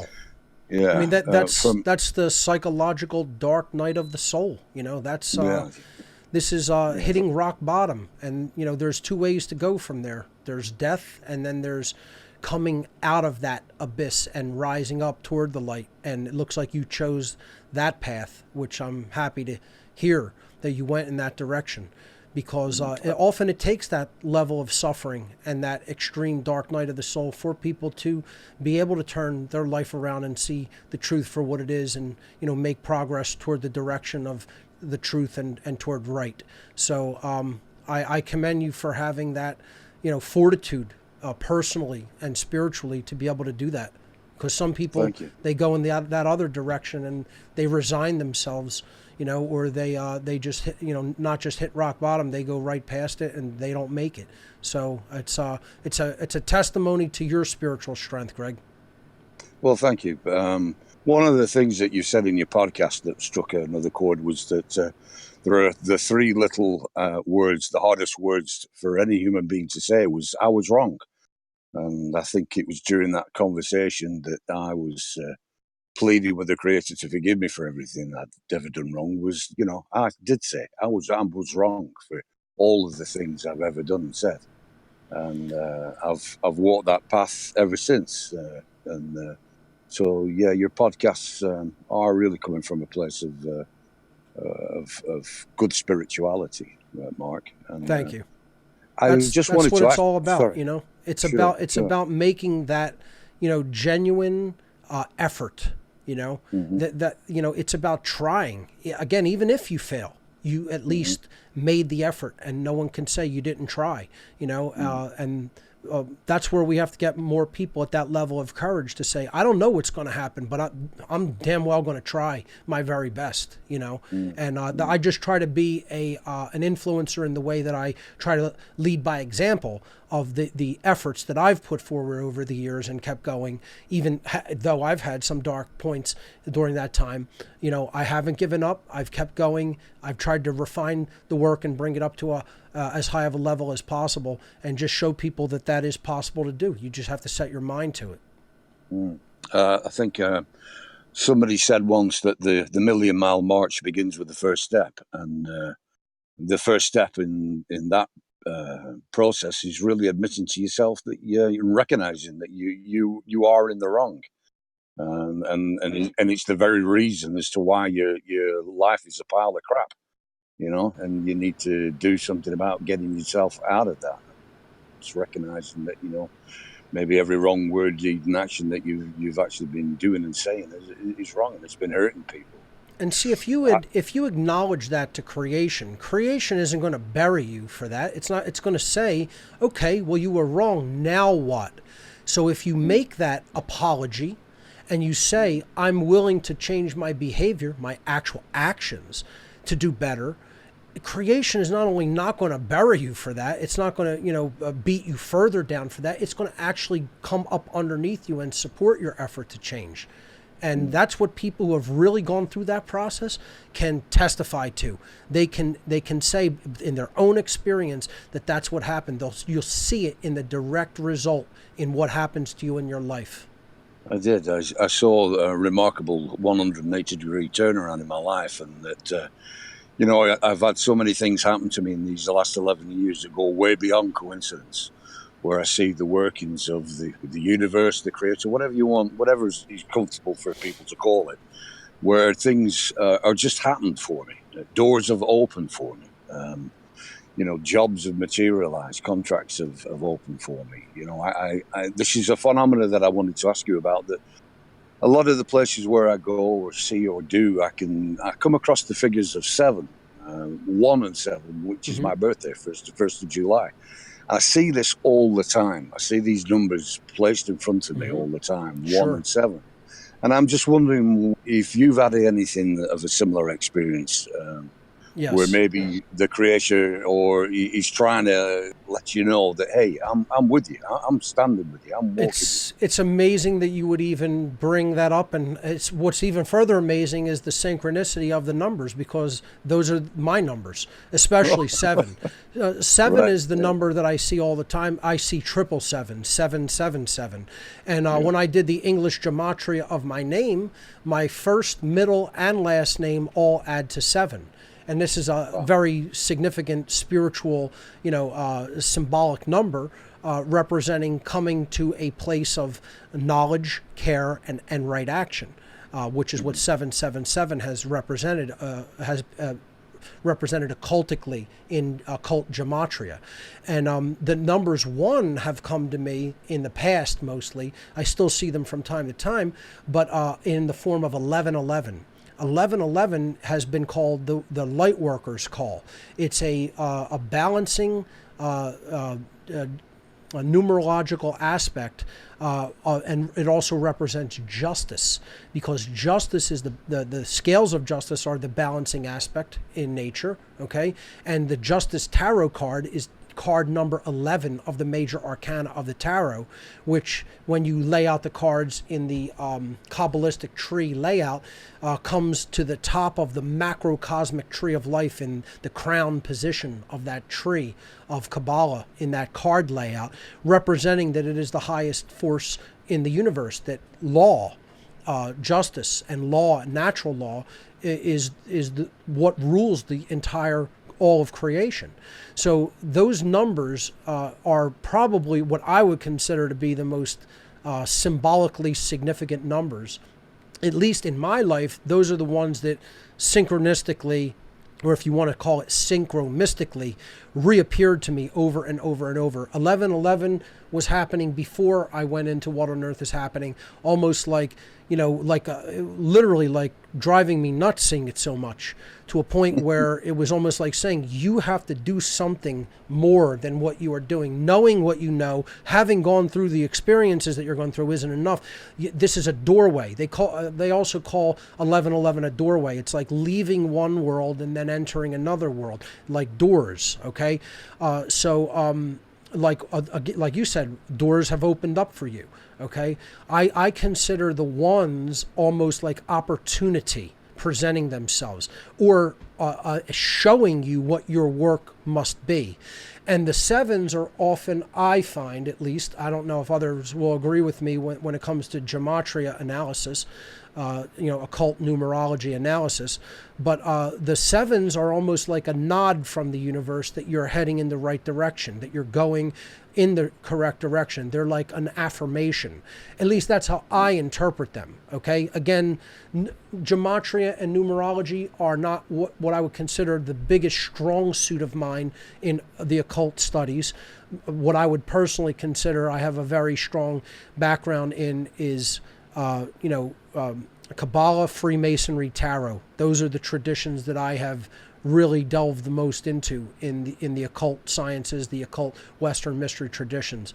But gematria has been an ancillary study of mine, and it's my personal interpretations of both the 7 and the 1 are like that. The opportunities are there in the 1s, and then the 7s are almost like your pats on the back, like you're heading in the right direction, and this is affirmation that you are going in the right direction and doing the right thing.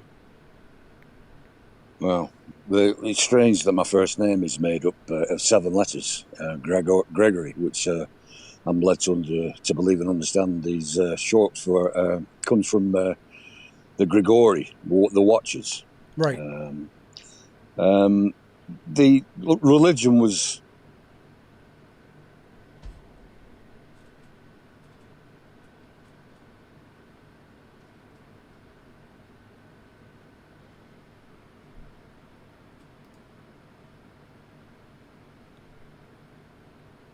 a wiser and better man, understanding that, the great men like Professor John Allegro, Manchester University, was sent over to transcribe the Dead Sea Scrolls. he published a lot of what he'd done, albeit in rough form. And then the Roman Catholic Church flipped when he published his work, because it was totally contradicting all the church dogma that they were putting out, and that he'd realized that they'd conflated two stories. You know, the true story of a guy called Yahusha, the teacher of righteousness, and the Roman worship of Mithras. That's and right. They combined the two together. Yep. This guy did live, but he was born in 160 BC and died at 80, I think it was 88 BC. And he was a radical and a rebel. He was the leader of the Essene community, and he took the priestly Jewish hierarchy to task. Sadly, won too many times, and they grabbed hold of him and nailed his ass to the tree. So Right. that's where you get the story of this guy called Jesus Christ. The Essenes knew he was, they knew he was just an ordinary man, but not the Jesus JC that bullshit that we get from, the church From about organized church exactly. Christianity, churchianity, or as I like to call it, Constantinianity, because it came ultimately from the Council of Nicaea and Constantine to maintain control in the Roman Empire. Greg, thank you so much for the points. Brought up very, very incredible spiritual dynamics there. I want to thank you for what you have done to change yourself and wish you the best in your continued journey. So thanks so much for the call. Really great stuff. Thank you, man. Cheers. You got it. I talked about that dynamic when it comes to, the co-opting of true Christian ideals and philosophy in my Fake Ass Christians presentation. If people want to check that out, I went into those dynamics that Greg was referring there toward the end of his call in the Fake Ass Christians presentation. You can get that in my videos section or on my YouTube channel. All right, let's move on to another call. Let's see who we have here. Let's go to Ivan from Phoenix. Ivan, you're live on What on Earth is Happening. Welcome.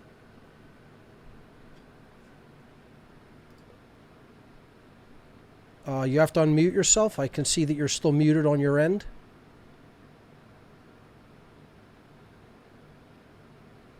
Ivan from Phoenix. I've unmuted you at the server end. I'm showing that you're still muted on your end.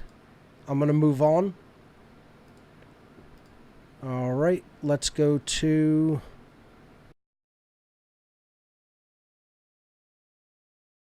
okay. I'm going to try Lynx again. Lynx, you're live on What on Earth is Happening. Are you there? Can you hear me now, Mark? I can. There you go. We got you. Ah, great. And nice to talk to you again. You too. I want to talk about two online personalities that you know at least one of them. Okay. Maybe you have like some thoughts about, because I was actually it feels a bit synchronistic, because I was thinking like the other day that like I'd like to talk to you about these guys, and maybe they would be what you would call a maven. So and they kind of been going in different directions. So like I came across a guy in the chat a few weeks ago, in the after hours chat, and he told me about an American guy that's a Christian guy actually, but I've been going into his work or listening to his live streams for a few weeks now, and his name is Owen Benjamin. Do you know about him? I do, actually, yes. I think that he has gone into quite a bit of information, and there is some of his perspectives I don't agree with because they're a little bit too radicalized toward certain inaccuracies. But then he gets the considerable part of the picture when it comes to what's really going on control-wise. He understands the pedophile aspect of it which is a huge aspect to really understand. I don't think he really deeply understands some of the more occult aspects of it, certainly not necessarily from the psychological position when it comes to the occult. And I don't think he understands what anarchy truly is. That being said, I don't think he would be an individual that wouldn't be able to understand those things. He seems to have a very sharp mind. So, it's someone that I wouldn't mind trying to, pull over toward a even more aware position by making him aware of some other information he just hasn't looked deeply enough into as of yet. But I have checked out some of his live streams, and he does have a considerable viewing audience because of his status as a celebrity. So, a celebrity comedian. So I do think he's a maven. I agree with that contention. I do think he has a tremendous potential as an influencer. So, I think maybe people should bring some of this information to his attention, and maybe he can go even further in his understanding, without a doubt. Yeah, so I'm aware of him. Yeah, so that's basically the conclusion that I've made as what you just told me. That like he seems to have a pretty sharp mind and be kind of aware of things, and I like his kind of like he's the first basically Christian person that I've felt that he seems to be a good guy, and he started a farm, and he got thrown out of Hollywood, kind of Right. opened his mind about that stuff. If he understood astrotheology a little bit and how that co-opted the original real aspects of the Christian philosophy, which is older than what we call Christianity, and he understood the occult more, I think he would a wider understanding of what's really taking place with the control system and how it incorporates religion into it would dawn upon him. But that information, from what I've been able to gather, hasn't quite reached him yet. So, again, everybody has different pathways in their journey and learn different things at different times and at different rates. So, I definitely see, potential in somebody like that, their ability to learn and communicate it. But he's kind of unfurling it and, doing that almost like in real time on some of his streams, from what I've been able to gather, and kind of just going deeper into learning about all of this. So be an interesting dynamic if someone like that does, go even further and see how the control system would try to contain that, because, clearly they don't want people like that with large viewing audiences who they clearly influence really waking up fully. They don't want anything like that happening. Yeah, he got thrown off Twitter, and he PayPal as well. So wow, something's up. Yeah. Wow. Yeah, they're trying to do that with more and more people, and use them as an example to make other people afraid.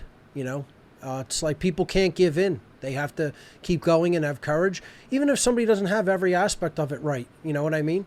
There's you have to be able to freely be able to speak and make mistakes and get things wrong. Yeah. This is how we flesh things out and come to an understanding of what's really taking place. And they don't even want people to be able to go through that process. They want you to receive the reality that they push toward you. That's all they want. And if people let that happen, they deserve what happens to them. We have to resist this. I think he's building his own network as well. So yeah, that's cool.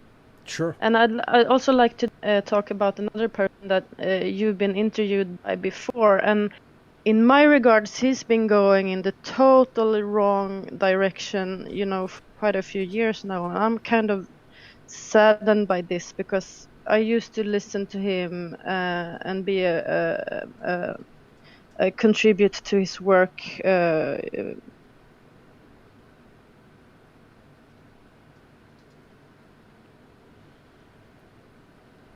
I do, yes. I just want to let everybody know we're still having some audio problems, and I believe I know what the issue is.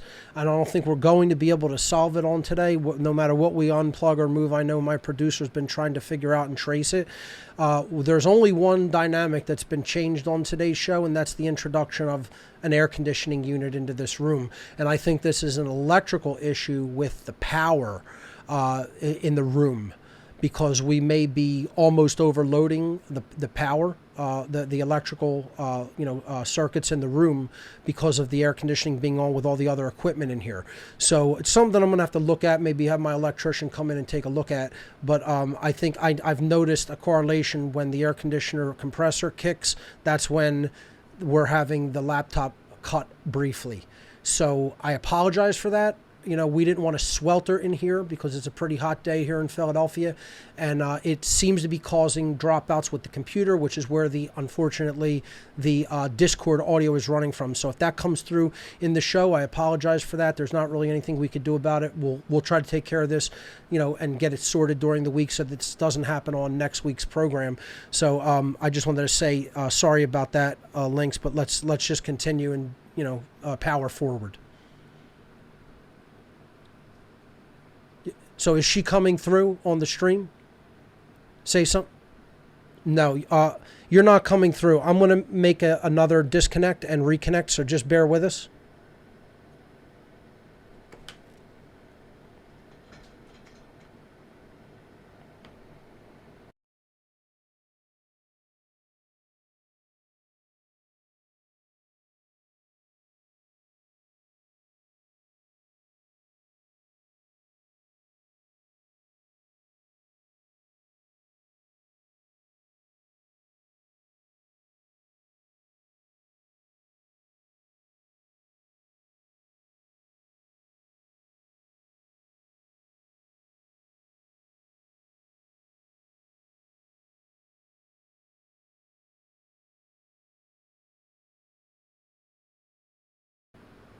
Check. Okay, sorry about that, folks. My producer is trying to correct the Discord audio. Again, I think it's a problem with the air conditioning unit being on. So, Links, are you still with us? No, I don't think you're coming through in the stream. Say something again. She's not coming through? Yeah, your audio is not coming through in our stream. That's the issue that we're having. Did we go off the stream?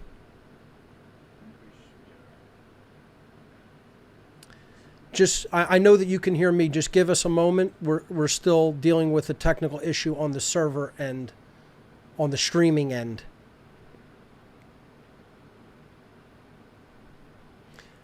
Cut my mic.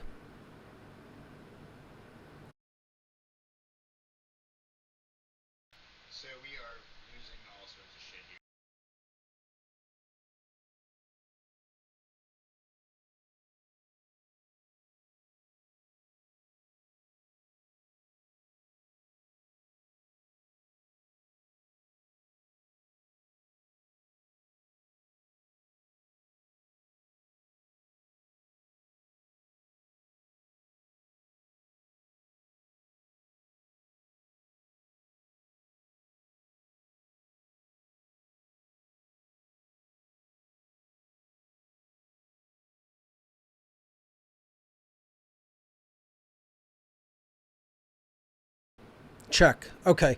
All right. So it looks like we may not be able to continue with calls. I'm not really sure. Link, say something one more time. So I can hear you, but unfortunately you're not going out over the air. So why don't you just ask a question and then I'll repeat it. That's how we're going to have to proceed, because I'm fairly certain you're not coming in. Let me quit Discord and relaunch it. I'm going to quit Discord.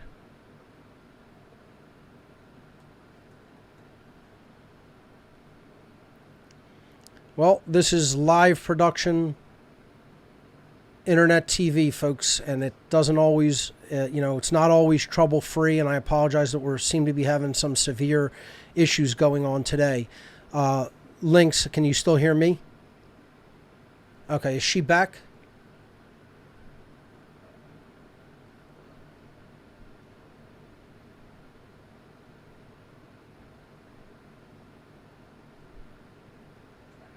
check. Go ahead, say something. Yeah, I can hear you, but you're not coming over the stream. So unfortunately, what we're going to have to do is just ask your question, and then I'll repeat it, and then I'll answer it. So you were talking about Henrik Palmgren.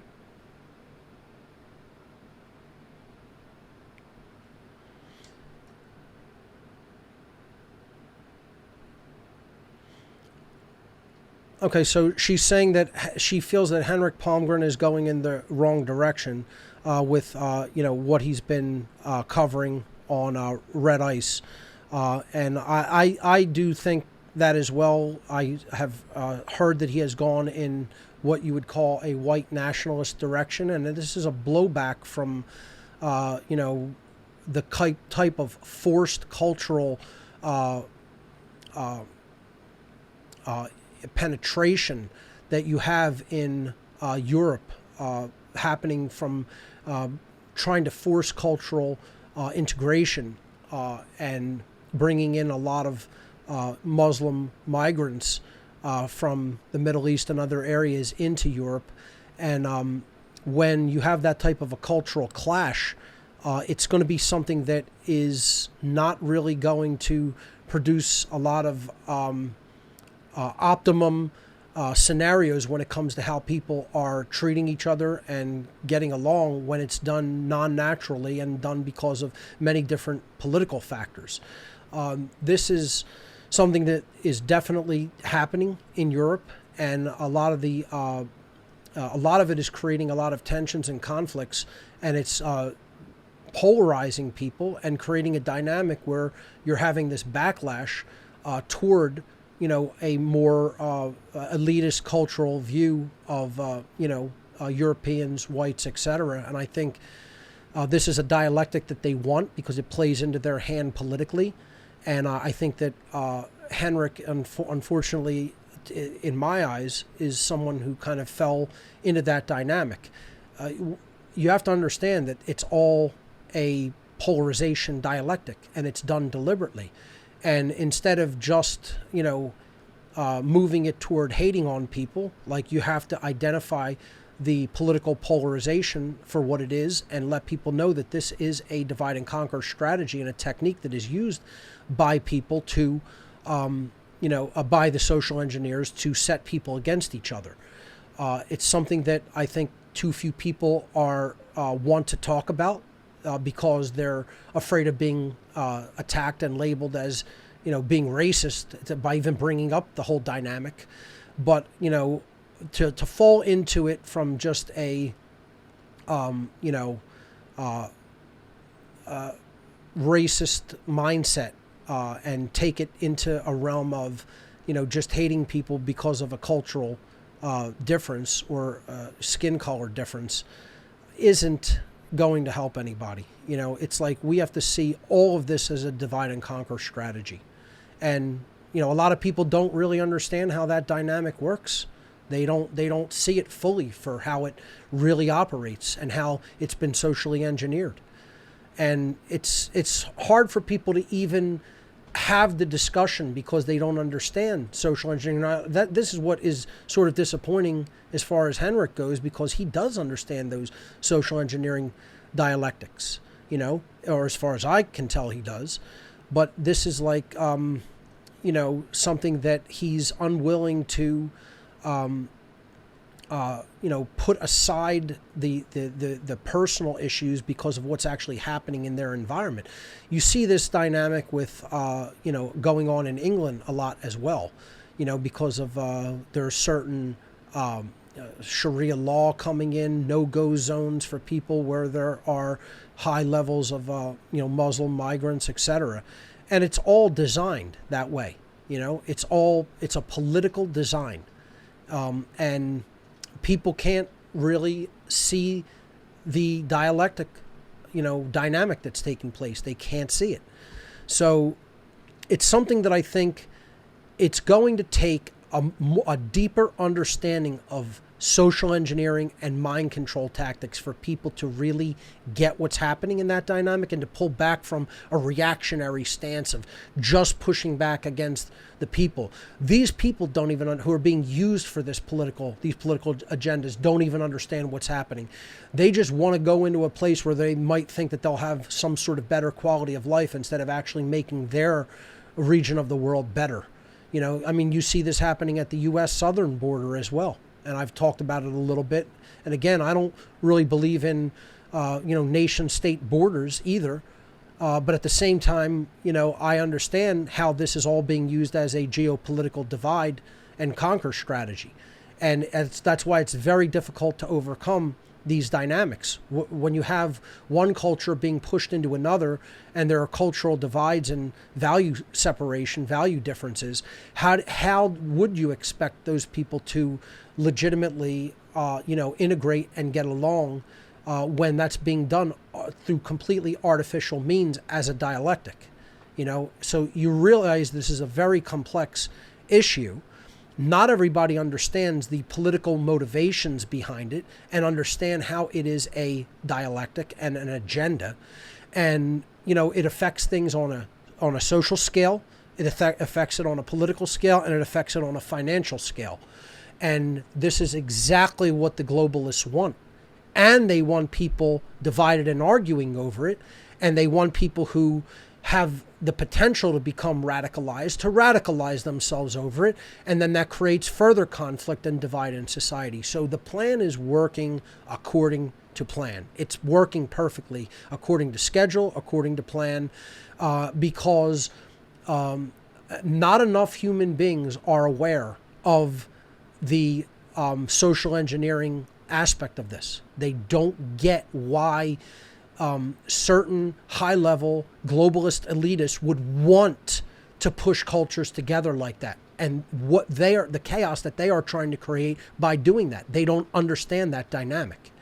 So that's my response to what you brought up about Henrik, and I certainly agree that individual was a maven in bringing people together in the truth movement, especially with the work he's done in Red Ice Creations.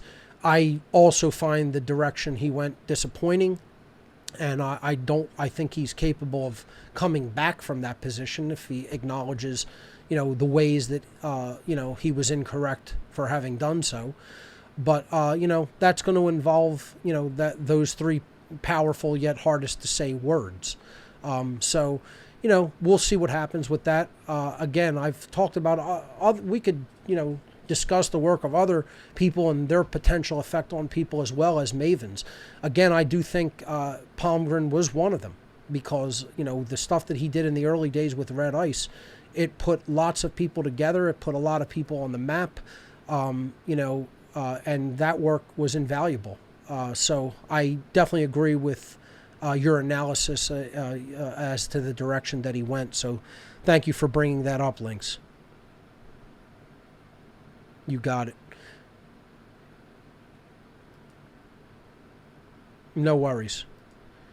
Okay, that was Lynx. Thank you, Lynx, for your call. Let's move on to another caller, and I'll relay your message. So get right to your question. Say your question or comment quickly, so let me repeat it, and then I'll address it. Okay, that's how we're going to have to proceed, unfortunately. And hey, it's what it is, and we'll sort out the electrical issue that we're having, next week. Okay, let's see who's next in the queue. We have Arnold. Arnold from Paris. Arnold from Paris, you are live on What on Earth is Happening. Welcome.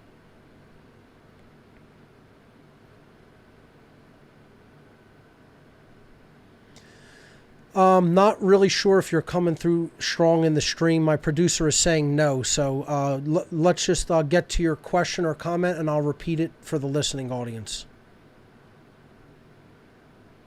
Right. So I just had a. We have your audio now. We finally looks like we resolved something in software, so we have your audio. Go ahead. Oh, fantastic! Thank you. So first of all, I want to say thanks for putting in some French expressions in your show at the beginning of the show. That's really funny. I just want to tell you that in France here things are things are going to pot here in France. And Oh, I said I je don't ne know. sais quoi. I can't say what. Yes. Yeah. The X factor when it comes to a maven. Why are they trusted? Yeah. I was trying to think what you were referring to, but yeah, I remember. Okay. Yeah, je ne sais quoi, exactly. Yes. I noticed something with the influencers. There's the fact that the bigger the influencer is and the more influence they actually have, the more they have to lose in the Yes. equation. So Yes. whether this is sponsorship deals or character assassination, media assassination, censorship, Yep.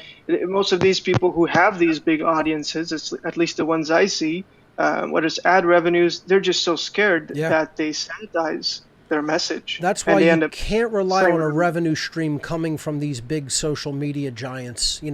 If you're relying on a revenue stream, I don't even like to call it revenue. If you're making any amount of money or donations coming through YouTube or Facebook or Twitter, like that's a wrong model. That's just an incorrect model.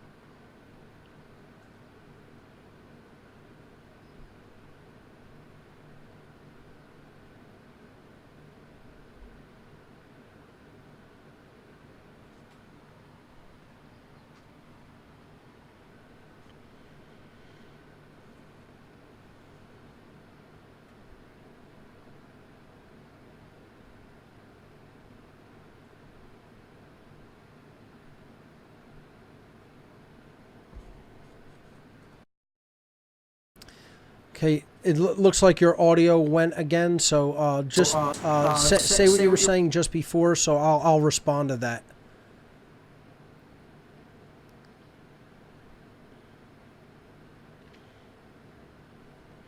He said the censorship's getting so bad in Paris that people are literally getting jailed for certain political cartoons that they're putting out with political messages. And yeah, that is how far gone. And some audio is coming through from your mic. I'm hearing a loop coming through. Very strange what's happening. As long as is my voice still my voice isn't coming through. My voice is still okay. So it looks like I'm getting a loop coming through in Discord.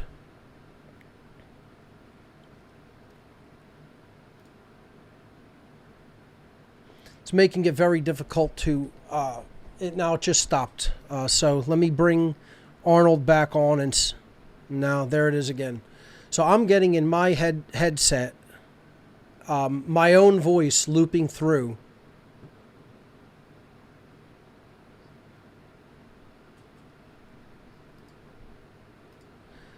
So I apologize about the technical problems for today. I don't rule out the possibility that this is some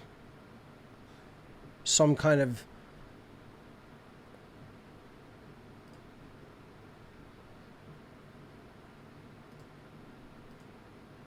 check. Okay, it stopped in Discord at least now. Let me see if I can go back to Arnold and see if he's in there. No.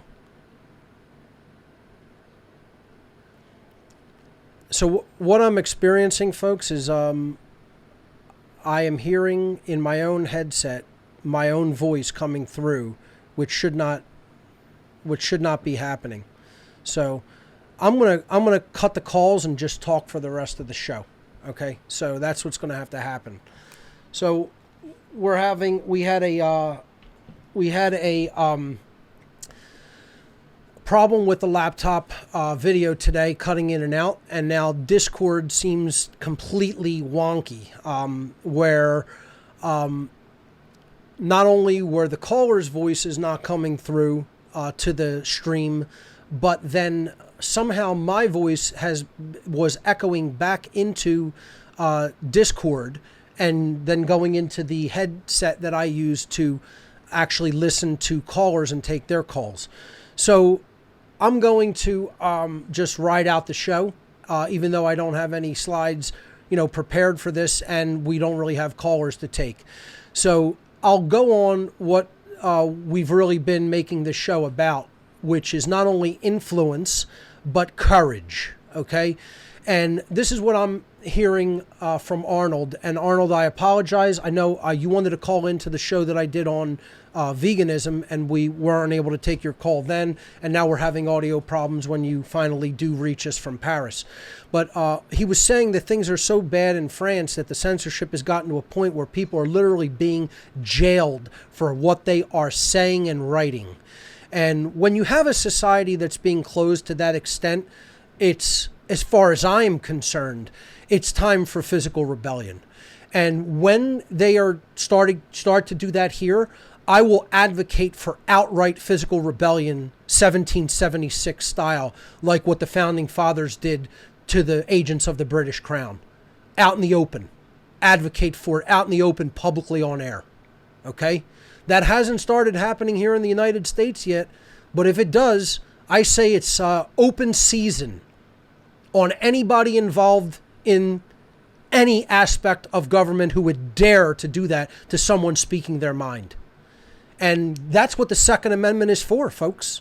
That's what the Second Amendment is there for. That's what gun rights, period, are there for. That's what those weapons exist, to take out a tyrannical government that has become so tyrannical that they are jailing people for speaking their mind freely. And if that's what's already happening in other countries, it's long past the time for physically removing those people, literally physically destroying them. So, that's what's going on in many areas of the world, and this is why you can never allow yourself to be disarmed. Allowing yourself to be disarmed is getting rid of your last aspect of the ability to defend yourself when a tyrant comes for your rights. And that's what is occurring. And that's the level of censorship that they want, like is what is active in North Korea and China. These are countries, these are governments that have long since should have been overthrown a long time ago by their people. As brutally as necessary, physically, for them to do, And when people hear people say that, they think that's radical. That's not radical. It's radical to have speech closed down. That's what's radical. That it's radical that a whole society would tolerate that kind of shit. That's what's radical. It's radical that a society that is tolerating that kind of shit has already been disarmed to a large extent. That's what's radical. This is the problem, folks, is that people don't have that kind of anger in them. This is what I'm going to talk about at Anarchadelphia. The death of the sacred masculine aspect of being able to get angry at injustice that is clear injustice taking place in a society. And another aspect Arnold brought up that I thought was extremely powerful is that the more people think that they have to lose, the quieter they become. It's like, you give somebody a little bit of comfort level. They have money, they have nice things, they have a nice home or a nice car, and then all of a sudden, since things are great for me, it doesn't matter that this is happening in the world. Screw all these other people. I'm doing pretty well. The financial system's working for me, so let me just shut up, keep my mouth closed. It doesn't matter what kind of other injustices are taking place, whose rights are being raped and taken away and stolen. Let me just be quiet because I have a little bit to lose. No, you have a padded prison cell. That's it. That's all. You have some padding on the walls of your prison cell. That's all anybody like that has. Don't get it twisted and think just because you might have a little more money and possessions than other people that means you're not a slave like the rest of everybody. Okay? Because you're still living in a totally feudal system. That's what this whole system is. It's feudalism, if you want to really be technical about the kind of government that really still exists. The only government that exists. Okay? We're just different feudal plantations carved up. That's what countries are. And the feudal lords are the government, violent government system and their thugs, their henchmen, okay, who are stealing the people's resources, but yet allowing them to live on the land and calling it their own land and pretending that they have property. No, you're a feudal serf living on the landlord's land. And that's all you are. Okay? Nobody owns their land or property outright. The government would say, you're not allowed to do that. Not without paying them their extortion called property tax. Not only do they want to take people's possessions, take the product of their labor, the fruit of their labor, now they want to shut them up and say that they're not even allowed to speak about it because a low-level awakening is taking place, a very low-level awakening, at least mentally.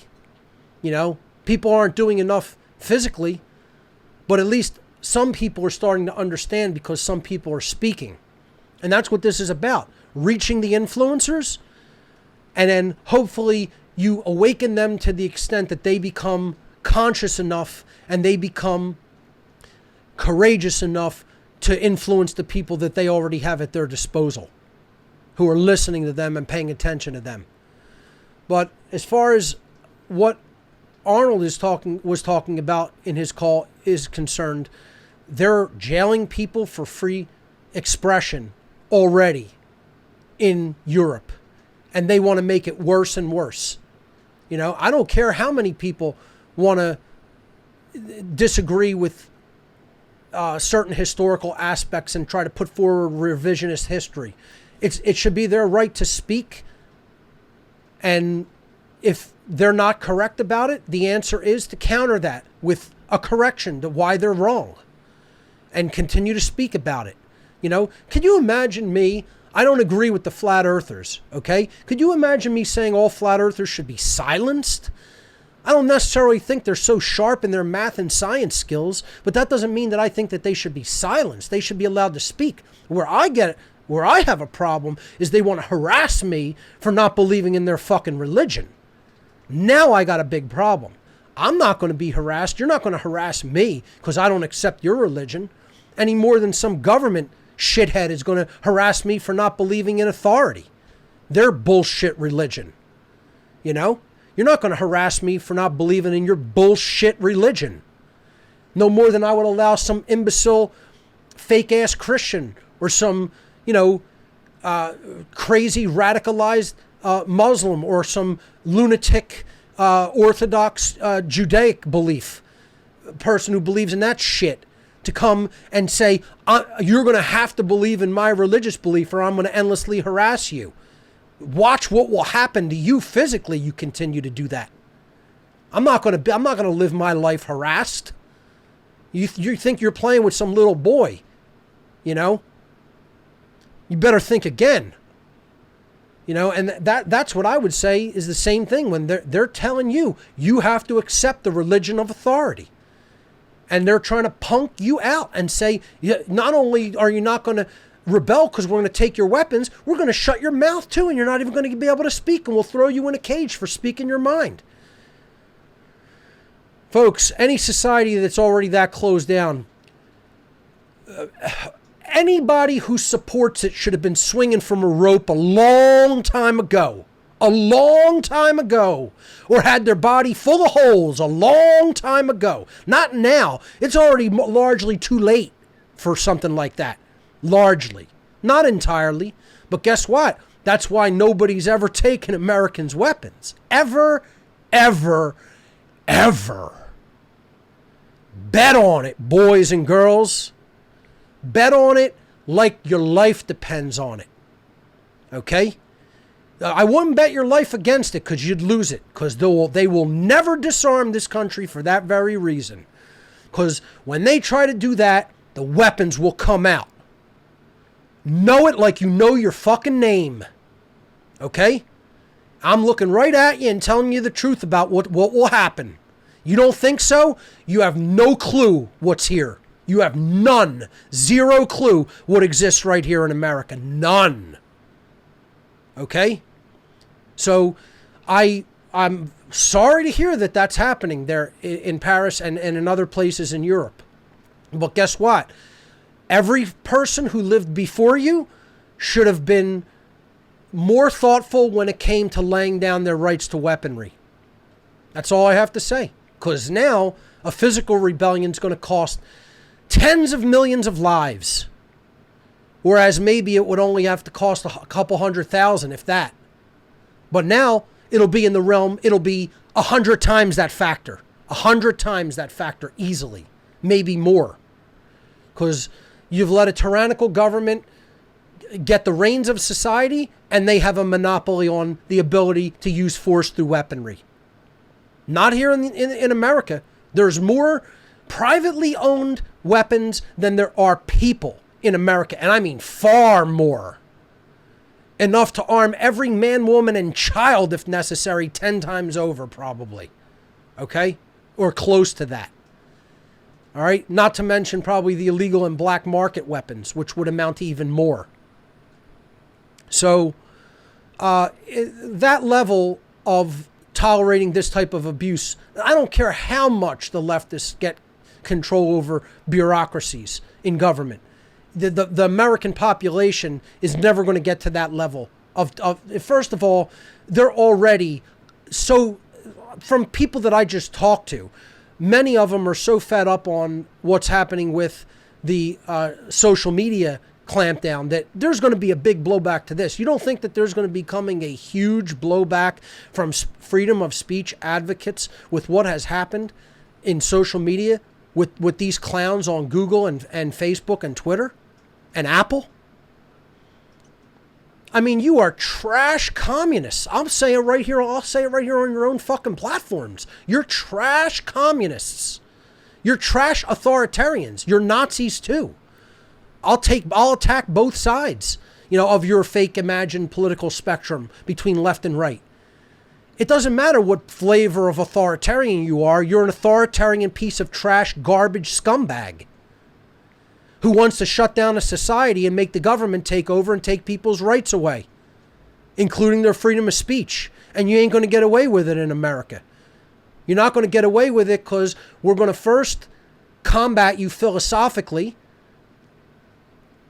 It's going to spill over into the political arena. But if it has to, it will spill over into physical combat if necessary. And trust me, you'll never win that. You'll never win it. You don't have the resolve to win that. You're on the wrong side of history. You're morally wrong, and you're not as good fighters as the people who will fight you. Not even close. So, my suggestion is, at least in America, you want to try and press this, you try and press it. Because you're going to find out how bad you will lose. Okay? But in Europe, guess what? They try to press it like they seem to be doing. You guys are going to have a real fucking bad time of it. And I feel very, very sorry for you. But you should look to your not too distant ancestors for destroying your system, your true natural rights, and laying them down to tyrants. Because that hasn't happened here in America to the extent that it has happened in your region of the world. And I'm telling you, when it comes down to having to defend your rights physically, you guys are going to get hit the hardest in the world. Maybe not as hard as China and as North Korea, because they're going to get hit the hardest in the whole planet, on the whole planet. But let me tell you, Europe's going to have a real hard time of it if it comes to that. All right? So, I mean, that's straight up real talk. All right, responding to Arnold from Paris talking about this level of censorship that's taking place in France. And, they're trying to shut down all the social media, the ability of people to stream what's going on with the yellow jackets, the protests with the yellow jackets there in Paris.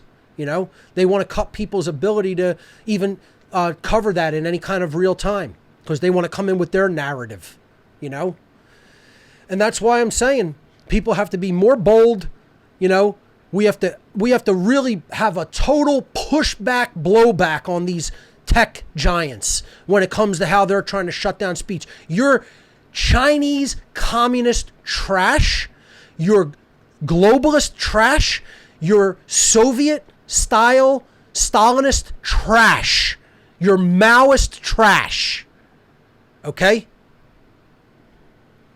You're authoritarian pig scum is what you are if you support that type of closure of freedom of speech. Because what you are is a person that wants a society that still has freedom of speech to become a closed society. And that's called an immoral scumbag piece of dirt.